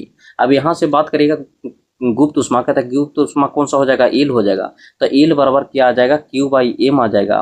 और यहाँ अगर बात करेगा तो एस बराबर जो देखने को मिलेगा वो एस बराबर देखने को मिलेगा Q/m डेल्टा T। ये हो गया विशिष्ट ऊष्मा। अगले प्रश्न देखिएगा, अगले प्रश्न में कहा गया है कि न्यूनतम प्रतिरोधकता का, अगर हम बात करते हैं कि न्यूनतम प्रतिरोधकता वाले सुचालक की पहचान करना है, तो न्यूनतम प्रतिरोधकता का अगर बात करेगा तो न्यूनतम प्रतिरोधकता अगर रहेगा तो उसका उच्चतम चालकता होगा। तो उच्चतम चालकता अगर बात करेगा तो सबसे ज्यादा उच्चतम चालकता किसका होता है, चांदी का होता है। अगर सबसे ज्यादा अगर बात करेगा तो सबसे ज्यादा चालकता किसका होता है, चांदी का होता है। चांदी के बाद अगर बात करेगा तो कॉपर का होता है, कॉपर के बाद किसका होता है, तो एल्युमिनियम को होता है। तो सबसे मिनिमम जो प्रतिरोधकता देखने को मिलेगा चांदी का, चांदी से थोड़ा ज्यादा देखने को मिलेगा कॉपर का, और कॉपर से ज्यादा देखने को मिलेगा एल्युमिनियम का। तो सबसे मिनिमम या सबसे जो बोलेगा कि कौन सा सुचालक पदार्थ है जिसका मिनिमम प्रतिरोधकता होता है, तो चांदी का सबसे मिनिमम होता है। अगले प्रश्न देखिएगा,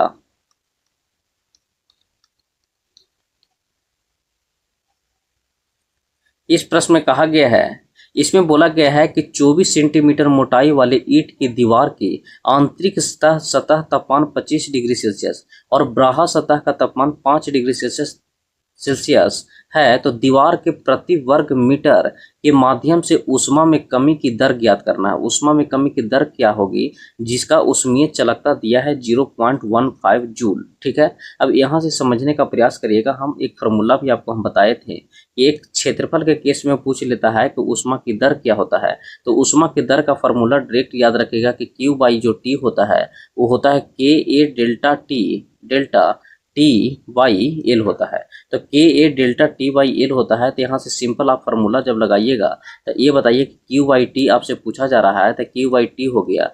के का अगर बात करेगा तो के कितना दिया है, तो 15 दिया है, तो 15/100 लिख देंगे। ठीक है, और ए कितना दिया है, तो क्षेत्रफल प्रति वर्ग मीटर दिया है, तो प्रति वर्ग मीटर तक क्षेत्रफल 1 दे दिया है। और ये बताइए तापमान में अंतर 25 और 5 का अगर अंतर करिएगा तो कितना हो जाएगा, तो 20 हो जाएगा।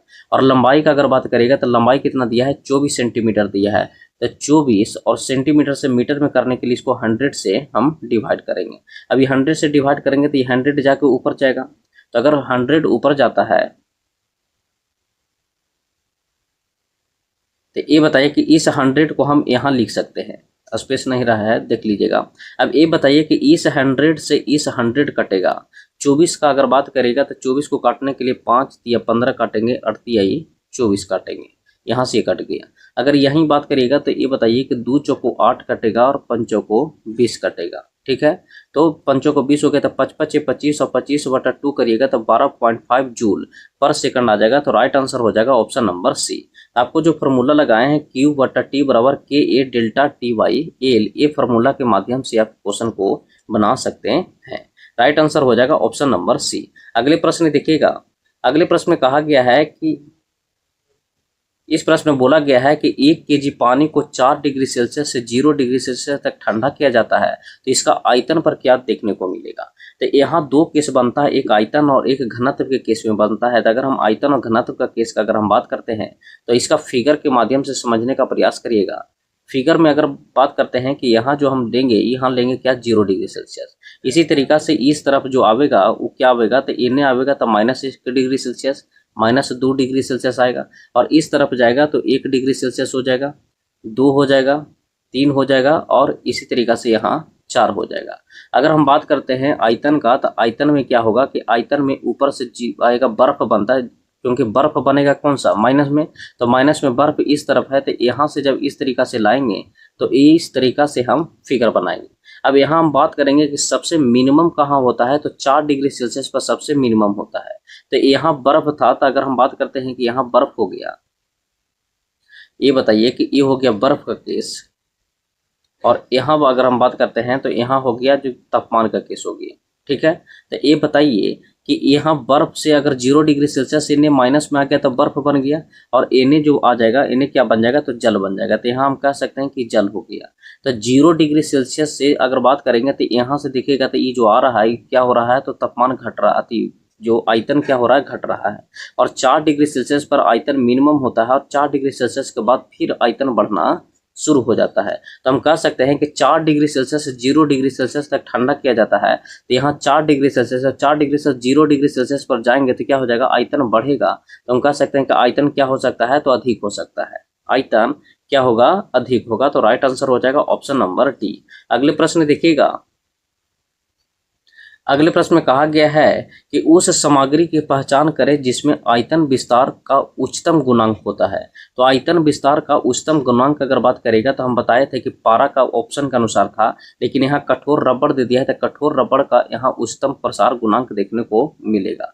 तो राइट आंसर हो जाएगा ऑप्शन नंबर सी। अगर सभी का अगर हम आयतन गुणांक अगर बात करते हैं तो आयतन गुणांक देख सकते हैं यहाँ से। अगर हम बात करते हैं कि लोहा कितना होता है, 3.55 × 10⁻⁵ होता है। इसी को हम लिख सकते हैं 355 × 10⁻⁷। इसी तरीके से 18.2 हो गया पारा का, पीतल का 6 × 10⁻⁵ हो गया, और कठोर रबड़ का सबसे ज्यादा है 24 × 10⁻⁵ होता है। तो सबसे ज्यादा किसका हो गया, तो रबड़ का हो गया, कठोर रबड़ का। तो राइट आंसर हो जाएगा ऑप्शन नंबर सी। अगले प्रश्न देखिएगा। अगले प्रश्न में कहा गया है कि तापमान में समान वृद्धि होने पर तांबा सीसा की तुलना में कितना गुना अधिक फैलता है। अगर तापमान समान है, अगर हम बात करते हैं कि टेम्परेचर को अगर कांस्टेंट रखता है, तो टेम्परेचर को कांस्टेंट रखने पर बोला है कि कॉपर होता है, कॉपर जो शीशा से, इससे तो शीशा से अगर हम बात करते हैं कॉपर है जो शीशा की तुलना में कितना गुना अधिक फैलता है, तो हम कह सकते हैं कि शीशा की तुलना में 5 गुना अधिक फैलता है, 5 गुना अधिक फैलता है। यहाँ बोला गया है कि तापमान को समान वृद्धि होने पर ताप है जो तांबा है जो शीशे की तुलना में 5 गुना अधिक फैलता है। तांबा शीशे की तुलना में 5 गुना अधिक फैलता है शीशे की तुलना में।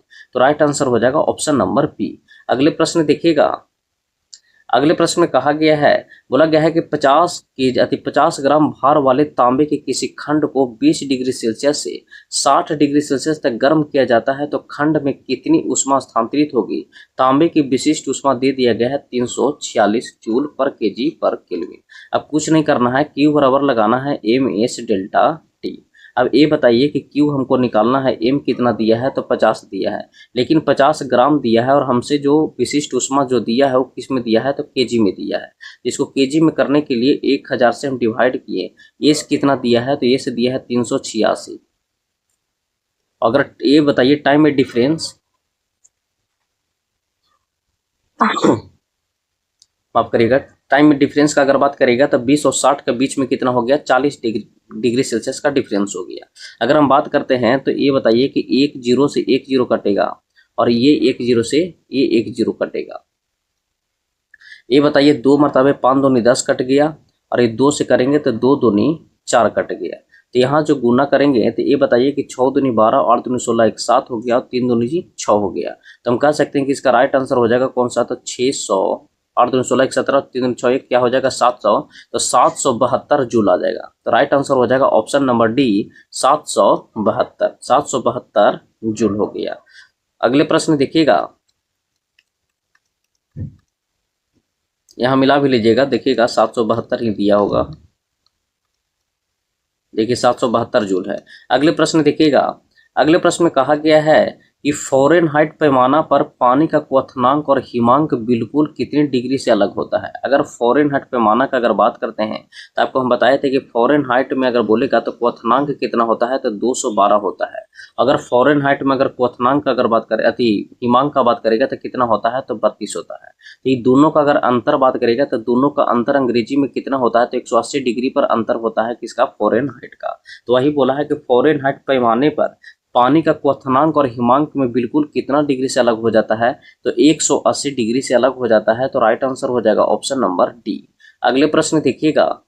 अगले प्रश्न में बोला गया है कुछ न करना है, चेंज करना है, आप खुद भी कर सकते हैं। यहाँ आपको हम बताए थे कि सेल्सियस और फ़ारेनहाइट में बोल रहा है तो C/5 बराबर F-32/9। इस पर बैठा के आप सीधे कमेंट बॉक्स में इसका आंसर दीजिएगा। ऐसे सोल्यूशन में भी इसका दिया हुआ है, तो राइट आंसर इसको देखने को मिलेगा ऑप्शन नंबर सी। अगले प्रश्न देखिएगा। इसी तरीका से अगला क्वेश्चन 36 नंबर भी है, तो 36 नंबर का भी कमेंट बॉक्स में जरूर आंसर दीजिएगा। अगले प्रश्न देखिएगा। अगले प्रश्न में कहा गया है 37 नंबर में, इस प्रश्न में बोला गया है कि 50.2 जो वाट दिया है कि ऊष्मा चालकता वाली स्टील की छड़ की अनुप्रस्थ काट के क्षेत्रफल इतना दिया गया है और लंबाई 15 सेंटीमीटर, और यदि छड़ दोनों सिरों के बीच 300 डिग्री सेल्सियस तापांतर बनाए रखा जाता है तो छड़ में होने वाली प्रवाह की दर पूछा है। तो कुछ न करना है, प्रवाह की दर के लिए Q/T बराबर होता है MS, एक सेकंड, ये बताइए होता है KA∆T/L होता है। अभी बताइए कुछ न करना है, जो भी वैल्यू दिया हुआ है रख सकते हैं। अगर वैल्यू का अगर बात करेगा तो Q/T अगर निकालना रहेगा तो K का मान रखना है, तो K का कितना दे दिया है तो K का अगर हम बात करते हैं तो K का दिया है 50/2। तो ये बताइए 50.2, ठीक है। एरिया कितना दिया है तो एरिया का अगर बात करेगा तो 0.2, तो इसको हम 2/100 लिखेंगे, ठीक है। और ये बताइए तापमान में अंतर कितना दिया है तो 300 डिग्री सेल्सियस का अंतर दिया है तो 300 हो गया। और ये बताइए लंबाई 15 सेंटीमीटर दिया है तो 15 सेंटीमीटर से मीटर में करने के लिए 100 से डिवाइड करेंगे तो 100 से डिवाइड करने पर 100 ऊपर चला जाएगा। ये बताइए कि ये 100 से ये 100 खत्म हो गया। 15 का अगर बात करेंगे तो 20 मरतबे 300 खत्म हो गया। तो यहाँ से जो गुना करेंगे वो कितना आ जाएगा तो 2 दूनी 4 हो जाएगा, और 4 से अगर हम गुना करेंगे तो इसका हम देख सकते हैं कि अगर हम 4 से गुना करते हैं तो कितना हो जाएगा, तो 50 2/10 गुने ये कितना हो जाएगा, 20 दूनी 40 हो जाएगा। अगर 4 से हम गुना करते हैं तो E0 से E0 कटता है तो 5 चौको 20 आता है। एक सेकंड, कहीं ना कहीं कैलकुलेशन में मिस हुआ है, रिपीट कर देखिएगा। ये बताइए कि हम बताएं कि Q/T जो होता है वो क्या होता है, KA डेल्टा TYL होता है, KA डेल्टा TYL होता है। ये बताइए कि Q/T के Q/T लिखेंगे। ये बताइए K कितना दिया है, तो 50.2 दिया है। ये बताइए 50.2 को हम इस तरीक़ा से लिख सकते हैं, 50.2 को हम 10 लिख दिए। और ये बताइए कि एरिया कितना दिया है, तो 0.2 दिया है। तो ये बताइए कि यहाँ 2/100 लिख दिए। और अगर तापमान में अंतर का अगर बात करते हैं, यदि छड़ में दोनों सिरों के बीच का अंतर 300 डिग्री सेल्सियस है तो यहाँ हो जाएगा 300 डिग्री सेल्सियस। और यहाँ नीचे कितना आएगा, तो नीचे 15 आएगा। और सेंटीमीटर है तो मीटर में करने के लिए 15/10 अति 100, तो 100 चला जाएगा ऊपर में, 100 ऊपर में चला गया। ये 100 से हम ये 100 को काटे हैं।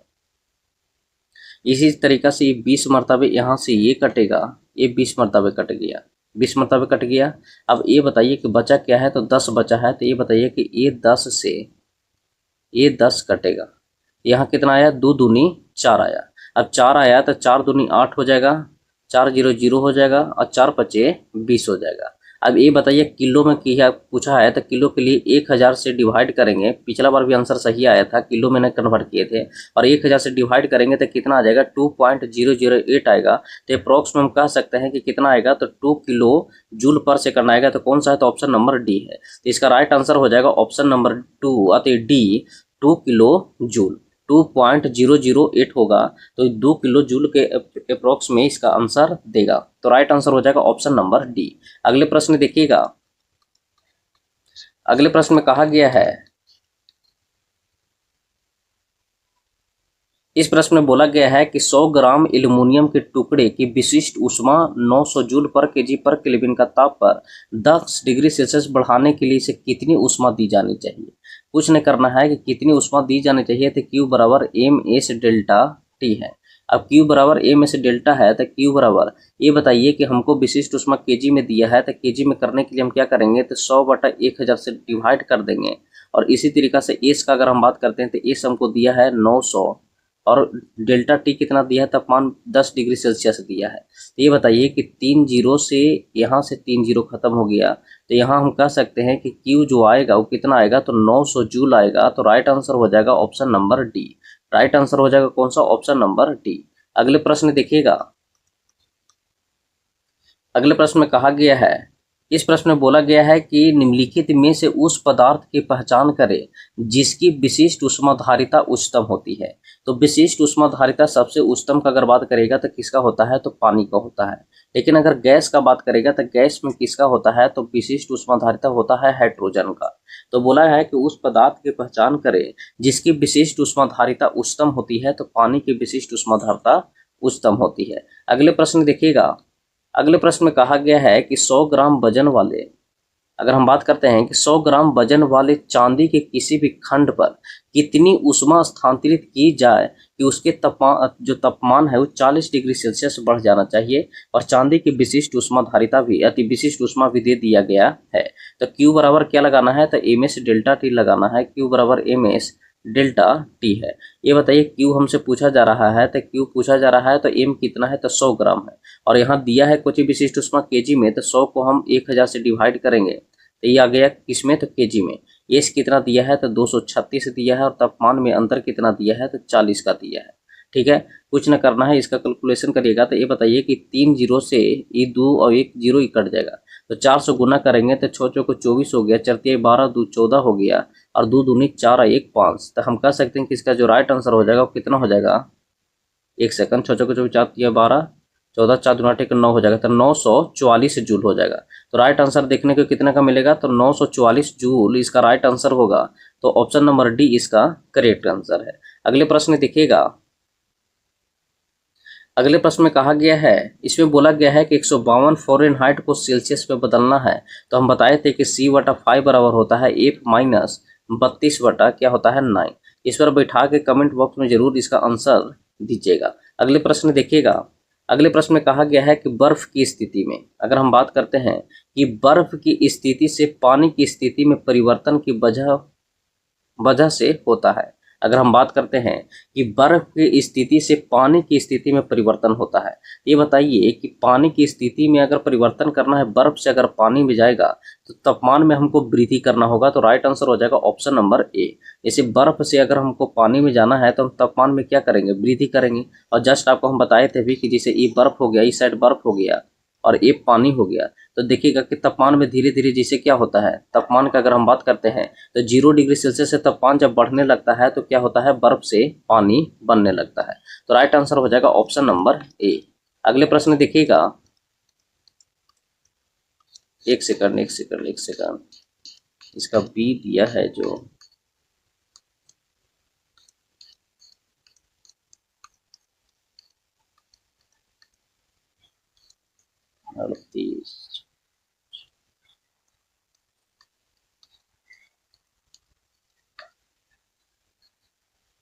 देखिए बात वही है, यहाँ थोड़ा ध्यान दीजिएगा। यहाँ जो ऑप्शन दे दिया है दो गो में फंसाया, एक ऊष्मा का अवशोषण भी दिया है और तापमान में वृद्धि भी दिया है। अगर आपको ऊष्मा का अवशोषण ऑप्शन में नहीं रहता तब आप तापमान में वृद्धि मार सकते थे, लेकिन यहाँ ऊष्मा का अवशोषण भी दिया है। तो दो केस होता है, एक ऊष्मा क्षेपी होता है, एक ऊष्मा क्षेपी होता है और एक बात करेगा तो ऊष्मा शोषी होता है। ऊष्मा शोषी होता है, तो ऊष्मा शोषी होता है जो क्या करता है, ग्रहण करता है। तो ऊष्मा का अवशोषण हो रहा है, ऊष्मा का क्या हो रहा है, तो अवशोषण हो रहा है। तो इसका राइट आंसर हो जाएगा ऑप्शन नंबर बी। इसमें देखिएगा, इसका एनालिसिस भी हम देख लेते हैं। अगर यहाँ बात करिएगा तो इसमें बोला गया है कि बर्फ की स्थिति से पानी की स्थिति में परिवर्तन ऊष्मा के अवशोषण की वजह से होता है, क्योंकि जब बर्फ ठोस अवस्था में को पानी तरल अवस्था में परिवर्तित किया जाता है तो ऊष्मा के बर्फ द्वारा अवशोषित कर लिया जाता है। ऊष्मा को बर्फ के द्वारा अवशोषित कर लिया जाता है, मतलब अवशोषण हो गया है। तो हम बताए थे ऊष्मा शोषी है। तो ये बताइए कि ऊष्मा को बर्फ के द्वारा अवशोषित कर लिया जाता है, जिसका अर्थ है कि ठोस का तरल में परिवर्तन। इस परिवर्तन में ऊष्मा अवशोषित होती है और बर्फ की क्रिस्टलीय प्रकृति टूट जाती है और तथा वह पानी के रूप में प्राप्त हो जाता है।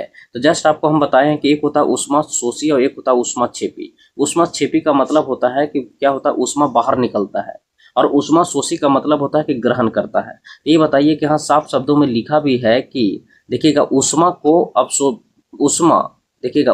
को बर्फ के द्वारा अवशोषित कर लिया जाता है। ऊष्मा को बर्फ के द्वारा क्या होता है, तो अवशोषित कर लिया जाता है। तो ऊष्मा को बर्फ के द्वारा अवशोषित कर लिया जाता है, जिसका अर्थ है कि ठोस के तरल में परिवर्तन। ठोस किस में हो जाता है, तो तरल में परिवर्तन हो जाता है, मतलब टूटना शुरू हो जाता है और क्या बन जाता है, तो जल बन जाता है। तो इसका राइट आंसर हो जाएगा ऑप्शन नंबर बी। अगले प्रश्न देखिएगा, अगर बी ऑप्शन में नहीं रहता तब इसका राइट आंसर हो जाएगा ऑप्शन नंबर ए, तापमान में भी वृद्धि होता है। ठीक है, सिंपल आप समझिएगा। जैसे तापमान में वृद्धि कब होता है, जब ऊष्मा दीजिएगा, तो ऊष्मा फर्स्ट प्रियोरिटी रखेगा, तो ऊष्मा में वृद्धि दीजिएगा या ऊष्मा अवशोषित करेगा तो बर्फ है जो किस में चल जाएगा, तो तरल पदार्थ में चला जाएगा। अगले प्रश्न में देखिएगा, अगले प्रश्न में कहा गया है, इसमें देखिएगा, इसमें बोला गया है कि जब पानी की एक निश्चित मात्रा का तापमान 0 डिग्री सेल्सियस से बढ़कर 4 डिग्री सेल्सियस कर दिया जाता है तो इसका आयतन क्या होगा। तो जस्ट आपको हम यहाँ फिगर से भी हम बताए थे कि अगर 0 डिग्री सेल्सियस से 4 डिग्री सेल्सियस अगर करिएगा, बोला कि 4 डिग्री सेल्सियस तक बढ़ाया जाता है, तो ये बताइए यहाँ 0 डिग्री सेल्सियस होगा और यहाँ 4 डिग्री सेल्सियस होगा। तो यहाँ से क्या होगा कि पहले ये हो गया, ये बर्फ हो गया, और अगर यहाँ बात करेगा तो यहाँ जल हो गया। तो 0 डिग्री सेल्सियस से हम अगर 4 डिग्री सेल्सियस पर जाएंगे तो ग्राफ इसका इस तरीका से बनता है। 4 डिग्री सेल्सियस पर इसका मिनिमम हो जाता है और 4 डिग्री सेल्सियस से इसका आयतन बढ़ना शुरू हो जाता है। तो हम कह सकते हैं कि 0 डिग्री सेल्सियस से 4 डिग्री सेल्सियस के आते वक्त इसका आयतन में क्या हुआ होगा, घटा होगा। तो हम कह सकते हैं कि इसका आयतन क्या होगा, 0 डिग्री से 4 डिग्री सेल्सियस में क्या हो जाता है, घट जाता है, और 4 डिग्री सेल्सियस पर मिनिमम होता है, और 4 डिग्री सेल्सियस से जैसे ही ऊपर चढ़ता है तो इसका आयतन में क्या होता है, तो बढ़ना शुरू हो जाता है। तो राइट आंसर हो जाएगा ऑप्शन नंबर ए। अगले प्रश्न देखिएगा, अगले प्रश्न में कहा गया है, इसमें बोला गया है कि 5 सेंटीमीटर मोटी और 0.25 मीटर स्क्वायर क्षेत्रफल वाले किसी भी स्टायरोफॉर्म शीट में इसकी आंतरिक और बाह्य सतहों के बीच का अंतर 40 डिग्री सेल्सियस का अंतर है और शीट पर प्रवाहित ऊष्मा की दर कितनी है, ऊष्मीय चालकता दिया गया है। अभी बताइए कि ये भी हम पिछला बार में भी क्वेश्चन करवाए हैं, जस्ट करवाए हैं कि जो क्यू का उसमें चलकता दिया गया है और आपसे दर पूछ रहा है तो क्यू बाई टी पूछ रहा है, और क्यू बाई टी होता है जो के ए डेल्टा टी वाई एल होता है, के ए डेल्टा टी वाई एल होता है। और इस फार्मूला के माध्यम से आप सीधे आंसर तक पहुंच सकते हैं। अब ये बताइए कि अगर आंसर तक जाने के लिए कुछ नहीं करना है, के कितना दिया है तो के दिया है 0.1, तो 0.1 को 1/100 लिखेंगे। क्षेत्रफल कितना दिया है तो 0.25 दिया है तो 25/100 कर देंगे। और ये बताइए तापमान में अंतर कितना दिया है तो 40 डिग्री सेल्सियस का अंतर दिया है। और लंबाई कितना दिया है तो लंबाई की अगर बात करेंगे तो 5 सेंटीमीटर। और इसका अगर हम सेंटीमीटर से मीटर में काटने के लिए हम क्या करेंगे तो 100 से डिवाइड करेंगे तो 100 चला जाएगा ऊपर, तो सीधे हम यहाँ लिख देंगे 100। अब ये बताइए कि ए 100 से ए 100 कटेगा, सिंपल हो गया। ये बताइए कि 8 5 40 अगर बात करेगा तो 1 0 से 1 0 ई कटेगा, और ई 5 5 ए 25 कटेगा, तो ये 5 से ई 5 कट गया। अब कुछ न करना, 5 को 20 करना, 5 को 20 से फिर 10 कट जाएगा तो कितना आ जाएगा तो 2 जूल आ जाएगा। तो राइट आंसर हो जाएगा option number A. Option number A इसका राइट आंसर है। तो सिंपल फार्मूला यहाँ तो स्पेस नहीं है, हिसाब हम बना सकते हैं। Q simple formula Q by T जो होता है वो क्या होता है तो के ए डेल्टा टी वाई एल। इस फार्मूला के माध्यम से आप डायरेक्ट आंसर तक पहुंच सकते हैं। तो राइट आंसर इसको देखने को मिलेगा ऑप्शन नंबर ए। अगले प्रश्न देखिएगा।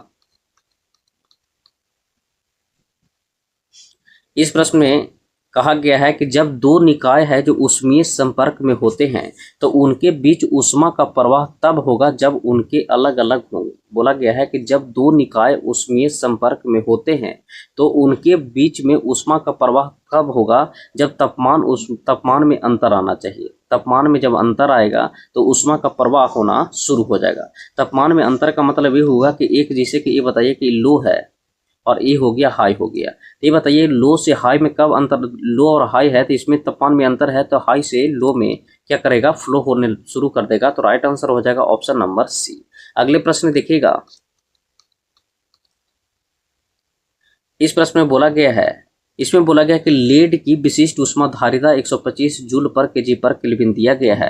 यदि लेड की 250 ग्राम के एक टुकड़े के द्वारा 5 केजी जूल अति 5 किलो जूल ऊष्मा अवशोषित किए जाने के बाद तापमान में अंतर 10 डिग्री सेल्सियस बढ़ता है तो इसकी ऊष्माधारिता ज्ञात करना है। इसका ऊष्माधारिता के लिए हम बताए थे कि ऊष्माधारिता का अगर बात करेंगे तो दो फॉर्मूला याद रखेगा, एक एमएस रखेगा और दूसरा अगर बात करेगा तो दूसरा रखेगा डायरेक्ट अगर हम बात करेंगे तो क्यू बटा डेल्टा टी रखेगा। अभी बताइए जो दिया हुआ वो लगा सकते हैं। अगर हम एम दिया हुआ है और एस भी दिया हुआ है तो एम कितना दिया है तो 250 दिया है। अगर एस का बात करेगा तो एस भी दिया हुआ कि सिंपल ए भी लगा सकते हैं। ये बताइए कि 5 है तो 5000 जूल लिखेंगे, ये हो गया 5000। और ये बताइए कि तापमान में अंतर कितना दिया है तो 10 दिया है, तो तापमान में कितना अंतर हो गया तो 10 हो गया, 1 0 से 1 0 हो गया तो 500 क्या हो जाएगा तो जूल पर केल्विन होगा। तो राइट आंसर हो जाएगा ऑप्शन नंबर सी। इसके माध्यम से भी आंसर वही आएगा और इसके माध्यम से भी आंसर वही आएगा, तो जो आसान पड़ता है वो लगा लीजिएगा। तो इसका राइट आंसर होगा ऑप्शन नंबर सी। अगले प्रश्न देखिएगा। अगले प्रश्न में कहा गया है,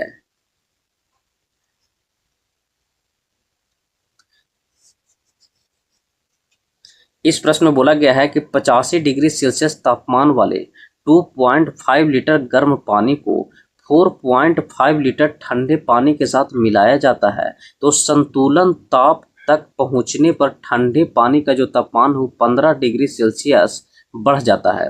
15 डिग्री सेल्सियस क्या हो जाता है बढ़ जाता है।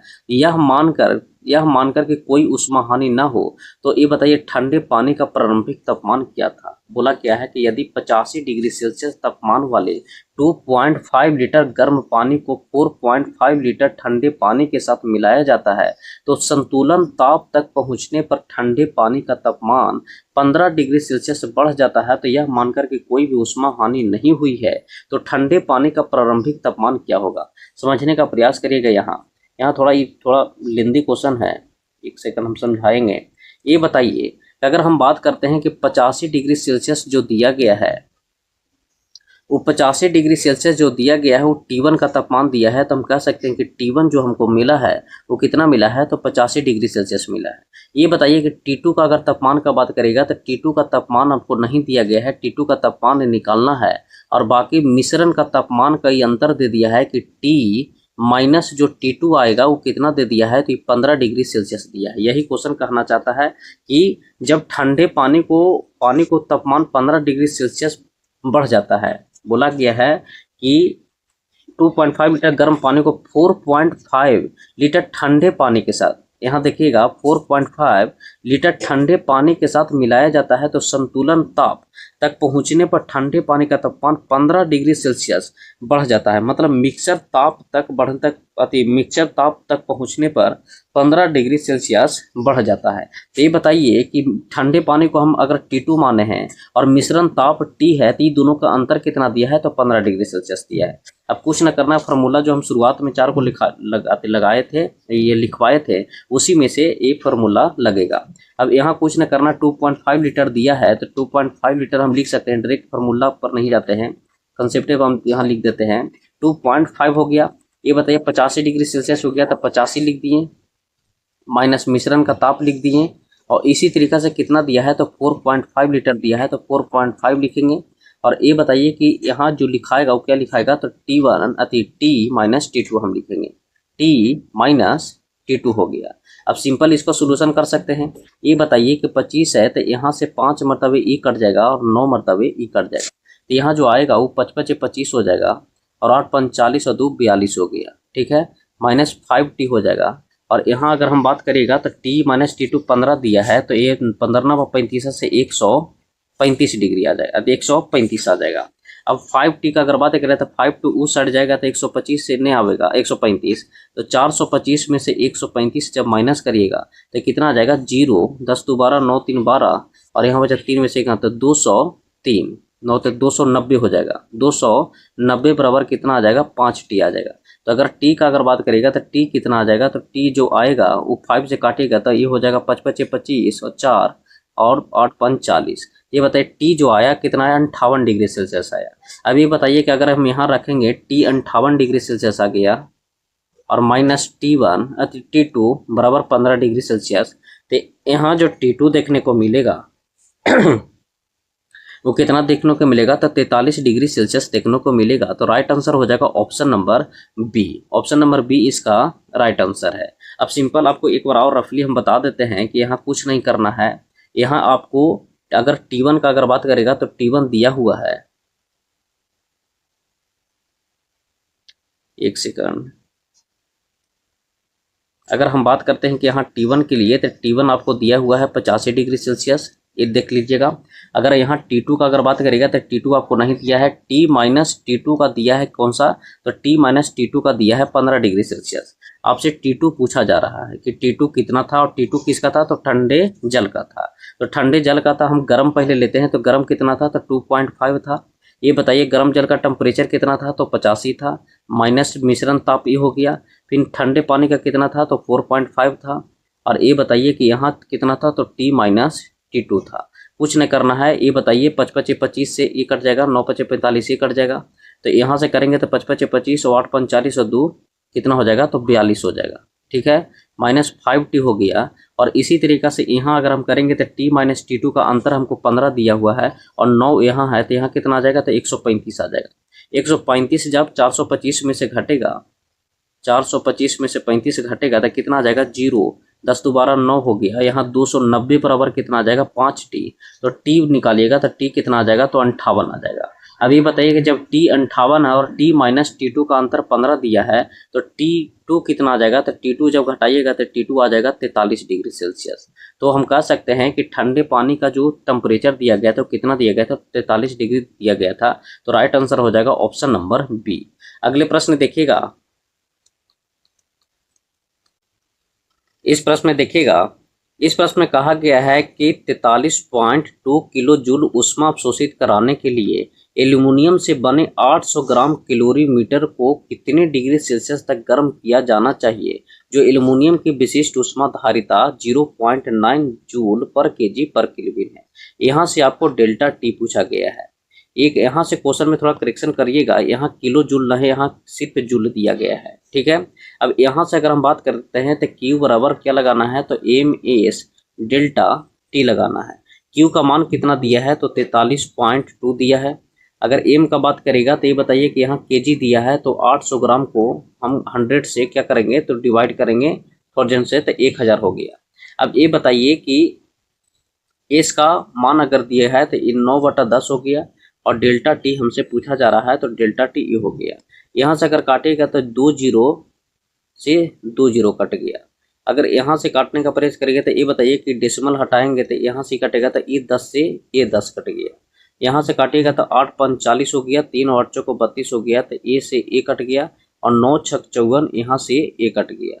तो यहाँ जो डेल्टा टी जो आएगा वो कितना आएगा तो 10 6 60 आएगा। तो इसका राइट आंसर जो देखने को मिलेगा कितना तापमान में अंतर है, तो option number B 60 degree Celsius. तो राइट आंसर हो जाएगा ऑप्शन नंबर बी।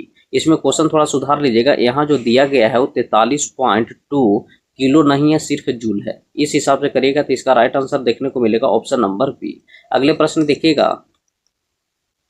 अगले प्रश्न में कहा गया है, इसमें बोला गया है कि वाट और स्टेरेडियन, वाट पर स्टेरेडियन इकाई क्या होता है। तो वाट पर स्टेरेडियन का अगर इकाई का बात करेगा तो विकिरण तीव्रता की इकाई होता है। विकिरण तीव्रता की इकाई की अगर बात करेगा तो वाट पर स्टेरेडियन होता है।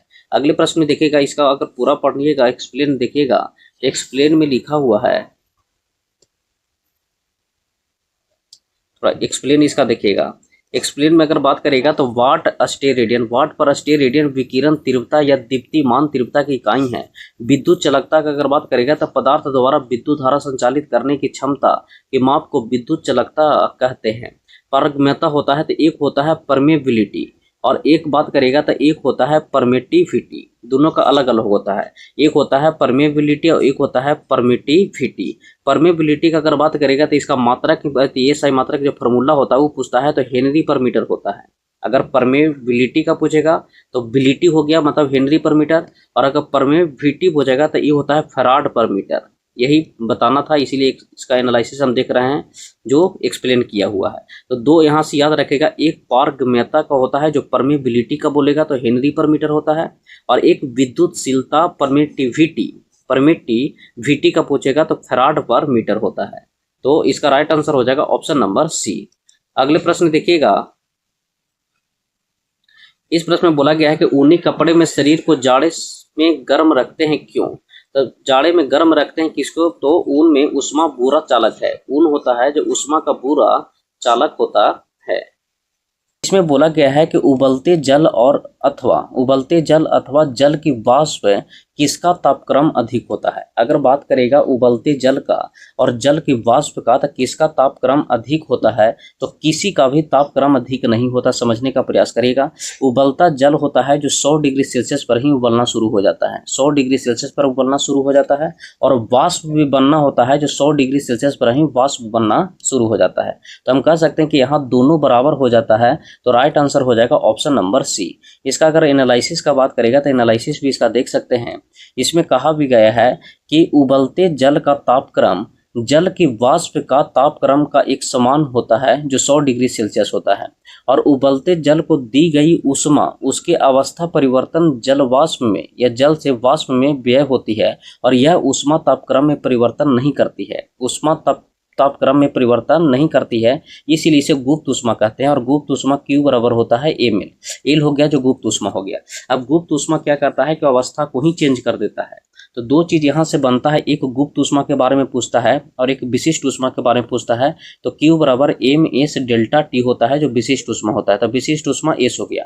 अब ये दोनों में अंतर क्या होता है कि गुप्त ऊष्मा होता है जो अवस्था चेंज करता है। कहने का मतलब ये होता है कि समझिएगा, गुप्त ऊष्मा और विशिष्ट ऊष्मा में, अगर गुप्त ऊष्मा के बारे में बोलेगा कि गुप्त ऊष्मा के बारे में बताइए, तो गुप्त ऊष्मा होता है जैसे जल से अगर वाष्प बना दिया, जल से वाष्प बनाया है, तो ये बताइए कि जल से वाष्प जब बना है तो यहाँ अवस्था चेंज हो गया है, अवस्था चेंज हो गया है, तो अवस्था चेंज हो गया है। लेकिन यही अगर बोलेगा कि बताइए जल को अगर मानते हैं 5 डिग्री सेल्सियस पर है, तो इसको खुला के हम कर दिए 95 डिग्री सेल्सियस पर, तो ये बताइए कि उसी अवस्था में गर्म किया है।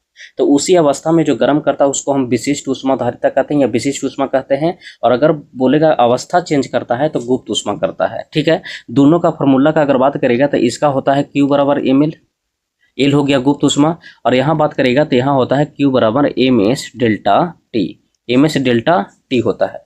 तो इस प्रश्न में वही बोला गया था उबलते जल और जलवाष्प के बारे में, तो दोनों होता है जो 100 डिग्री सेल्सियस पर बराबर होता है। तो इसका राइट आंसर हो जाएगा ऑप्शन नंबर सी।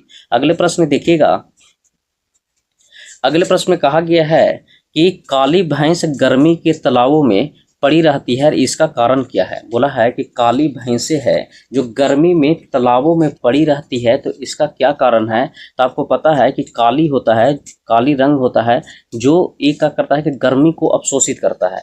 अब ये बताइए, गर्मी को अवशोषित करता है तो उसको बहुत ज़्यादा गर्म लगता है, इसलिए वह उनका रंग ज़्यादा ऊष्मा को अवशोषित करता है। इस कारण काली भैंस है जो गर्मी के दिनों में तालाबों में डूबी हुई रहती है। तो राइट आंसर हो जाएगा ऑप्शन नंबर क्या हो जाएगा, सी। तो तालाबों में पड़ी रहती है, क्यों? क्योंकि उनका रंग होता है जिसे काला होता है, जो ऊष्मा का अवशोषक होता है, तो उससे ज़्यादा गर्मी लगता है, इसीलिए तालाबों में पड़ी हुई रहती है।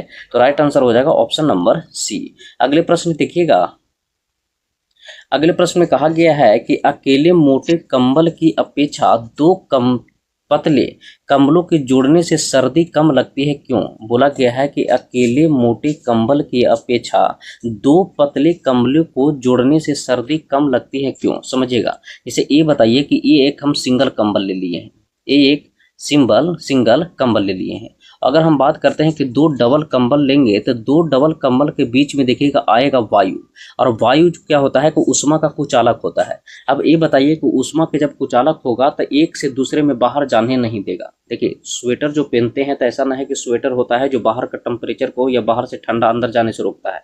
स्वेटर का काम यही होता है कि अंदर जो हमारा टेम्परेचर होता है, इसे हम समझाना ये चाह रहे हैं कि मानते हैं कि जो आदमी का हम फिगर बनाए हैं, अगर इसका मानते ठंड में क्या होता है कि इसका टेम्परेचर कितना होता है, तो 37 डिग्री सेल्सियस होता है, ठीक है, ठंड में।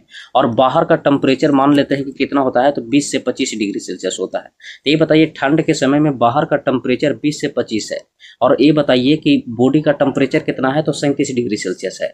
अब ये बताइए कि टेम्परेचर का जो अति होता है, एक माध्यम से दूसरे माध्यम में जाता है, तो उच्च से निम्न की ओर जाता है। तो ये बताइए उच्च से निम्न की ओर जाएगा, उच्च से निम्न की ओर जाएगा। अब ये बताइए कि ये अगर स्वेटर पहन लेता है, तो स्वेटर होता है, जो स्वेटर क्या होता है, ऊष्मा का कुचालक होता है।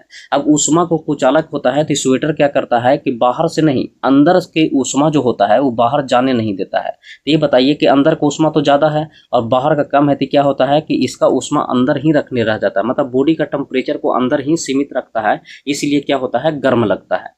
इसीलिए सलाह दिया जाता है कि ये एक सिंगल हो गया और ये एक डबल हो गया। अब बीच में क्या हो गया, बीच में वायु हुआ, और वायु है जो ऊष्मा का कुचालक होता है, इसलिए जो अंदर बॉडी का टेम्परेचर होता है उसको बाहर जाने से रोक देता है, इसलिए हम लोग को गर्म महसूस होता है स्वेटर पहनने में। तो इसका राइट आंसर देखिएगा, तो इसमें राइट आंसर होगा कि मोटाई बढ़ जाती है, उनके बीच वायु रहती है, तो यही होगा कि उनके बीच वायु रहता है, और वायु होता है जो ऊष्मा का क्या होता है, तो कुचालक होता है, ऊष्मा का कुचालक होता है, ऊष्मा का कुचालक होता है। तो राइट आंसर हो जाएगा ऑप्शन नंबर बी। इसका एनालिसिस भी आप देख सकते हैं, एनालिसिस में कहा गया है, इसमें बोला गया है कि दो कमलों को जोड़ने पर उनके बीच में वायु आ जाने से वह एक ऊष्मा रोधी हो जाता है, ऊष्मा रोधी की तरह व्यवहार करता है, जिससे कि ऊष्मा आदान प्रदान कम होता है, और इस प्रकार प्रयोग करने वाले को सर्दी कम लगती है। इस प्रकार प्रयोग करने वाले को सर्दी क्या होता है, तो कम लगती है। राइट आंसर हो जाएगा ऑप्शन नंबर बी। अगले प्रश्न में देखिएगा, अगले प्रश्न में कहा गया है, इस प्रश्न में बोला गया है कि एक बाल्टी है जो गुनगुन जल एक प्याला खौलते जल की अपेक्षा ज्यादा बर्फ गला देगी, क्योंकि बोला है कि एक बाल्टी गुनगुन जल एक प्याला खौलते जल की अपेक्षा ज्यादा बर्फ गला देगा, क्यों? तो क्योंकि ये बाल्टी के पानी में ऊष्मा अधिक होगा। ये बताइए कि बाल्टी के पानी में अगर पानी ज़्यादा रहेगा तो उसमें ऊष्मा भी ज़्यादा रहेगा, इसलिए बोला गया है कि एक बाल्टी गुनगुन जल एक प्याला खौलते जल की अपेक्षा ज़्यादा बर्फ गला देगा, क्योंकि बाल्टी के पानी में ऊष्मा अधिक होगा, बाल्टी के पानी में ऊष्मा अधिक होगा। तो राइट आंसर हो जाएगा ऑप्शन नंबर सी। इसका देखिएगा एनालिसिस भी, इसमें बोला गया है कि एक बाल्टी गुनगुन जल एक प्याला खौलते जल की अपेक्षा अधिक बर्फ गला देता है। एक बाल्टी गुनगुन जल है जो एक प्याला खौलते जल की अपेक्षा अधिक बर्फ गला देता है, क्योंकि प्याले की अपेक्षा बाल्टी में पानी अधिक है और जिससे ऊष्मा उसमें अधिक होती है। तो राइट आंसर हो जाएगा ऑप्शन नंबर सी। अगले प्रश्न देखिएगा, अगले प्रश्न में कहा गया है कि पहाड़ों पर ठंडे बर्फ पड़ने के समय नहीं बल्कि बाद में अधिक अधिक पड़ती है, इसका कारण क्या है। बोला गया है कि पहाड़ों पर ठंडे बर्फ पड़ने के समय नहीं बल्कि बाद में अधिक पड़ती है, इसका कारण क्या है। इसका कारण क्या है, इसका ऑप्शन देखिएगा। तो ऑप्शन के हिसाब से इसका जो राइट आंसर हो जाएगा ऑप्शन नंबर डी होगा। देखिएगा, ऑप्शन नंबर डी इसलिए होगा क्योंकि बर्फ गलने के लिए वायुमंडल से ऊष्मा लेता है। अब ये बताइए कि जैसे ये बर्फ हो गया, ठीक है, ये बर्फ हो गया। अब ये बताइए कि बर्फ हो गया तो ये वायुमंडल हो गया, और वायुमंडल से जब ऊष्मा कोई खींचेगा ये वायुमंडल तो ठंडा हो जाएगा, और वायुमंडल जब ठंडा होगा तो हम लोग को क्या लगेगा, ठंड महसूस होगा। तो इसीलिए जब बर्फ गिरता है तो उस समय तो नॉर्मल लगता है, लेकिन बाद में क्या करता है कि वायुमंडल से सारा ऊष्मा को क्या कर लेता है, तो खींच लेता है। तो वही यहाँ बोला गया है कि बर्फ गलने के लिए वायुमंडल से ऊष्मा लेता है। बोला कि पहाड़ों पर ठंड बर्फ पड़ने के समय नहीं बल्कि बाद में ठंड अधिक पड़ती है, क्योंकि बर्फ गलने के लिए वायुमंडल के मतलब वातावरण से ऊष्मा को अवशोषित करता है, जिससे वायुमंडल का ताप है जो पहले से कुछ कम हो जाता है और ठंड की अनुभूति होने लगती है। तो राइट आंसर हो जाएगा ऑप्शन नंबर डी। अगले प्रश्न देखिएगा। अब अगले प्रश्न में कहा गया है, इस प्रश्न में देखिएगा, इस प्रश्न में बोला गया है कि ऊष्मा का यांत्रिक तुल्यांक का मान कितना होता है। तो अगर ऊष्मा का यांत्रिक तुल्यांक का बात करेगा तो 4.2 गुने 10⁻7 अर्घ पर कैलोरी के बराबर होता है। तो राइट आंसर हो जाएगा ऑप्शन नंबर ए, 4.2 गुने 10⁻7 अर्घ कैलोरी होता है, अर्घ कैलोरी होता है। अगले प्रश्न देखिएगा, इसका एनालिसिस भी देख सकते हैं। अगर एनालिसिस का बात करेंगे तो कुछ एनालिसिस में नहीं है। बोला गया है कि जूल के नियम के अनुसार कार्य है जो ऊष्मा के अनुक्रमानुपाती होता है। जूल ने जो नियम दिया था वो कार्य है जो ऊष्मा का था, H बराबर I² RT दिया था। तो ये बताइए कार्य है जो H के बराबर हो गया। जब कार्य H के बराबर हो गया तो आपको पता है कि एक जूल होता है जो 4.2 जूल पर कैलोरी होता है। और एक अर्घ का अगर बात करेगा तो यहाँ हो जाएगा अर्घ के केस में क्या होगा, तो अर्घ के केस में होगा कि जूल जो होगा 4.2 गुने 10⁻7 अर्घ पर कैलोरी होता है। तो राइट आंसर हो जाएगा इसमें देखिएगा 4.2 गुने 10⁻7 अर्घ कैलोरी। ये सीधे याद रखेगा, 4 गुने 10⁻7 अर्घ होता है और अर्घ बटा कैलोरी होता है।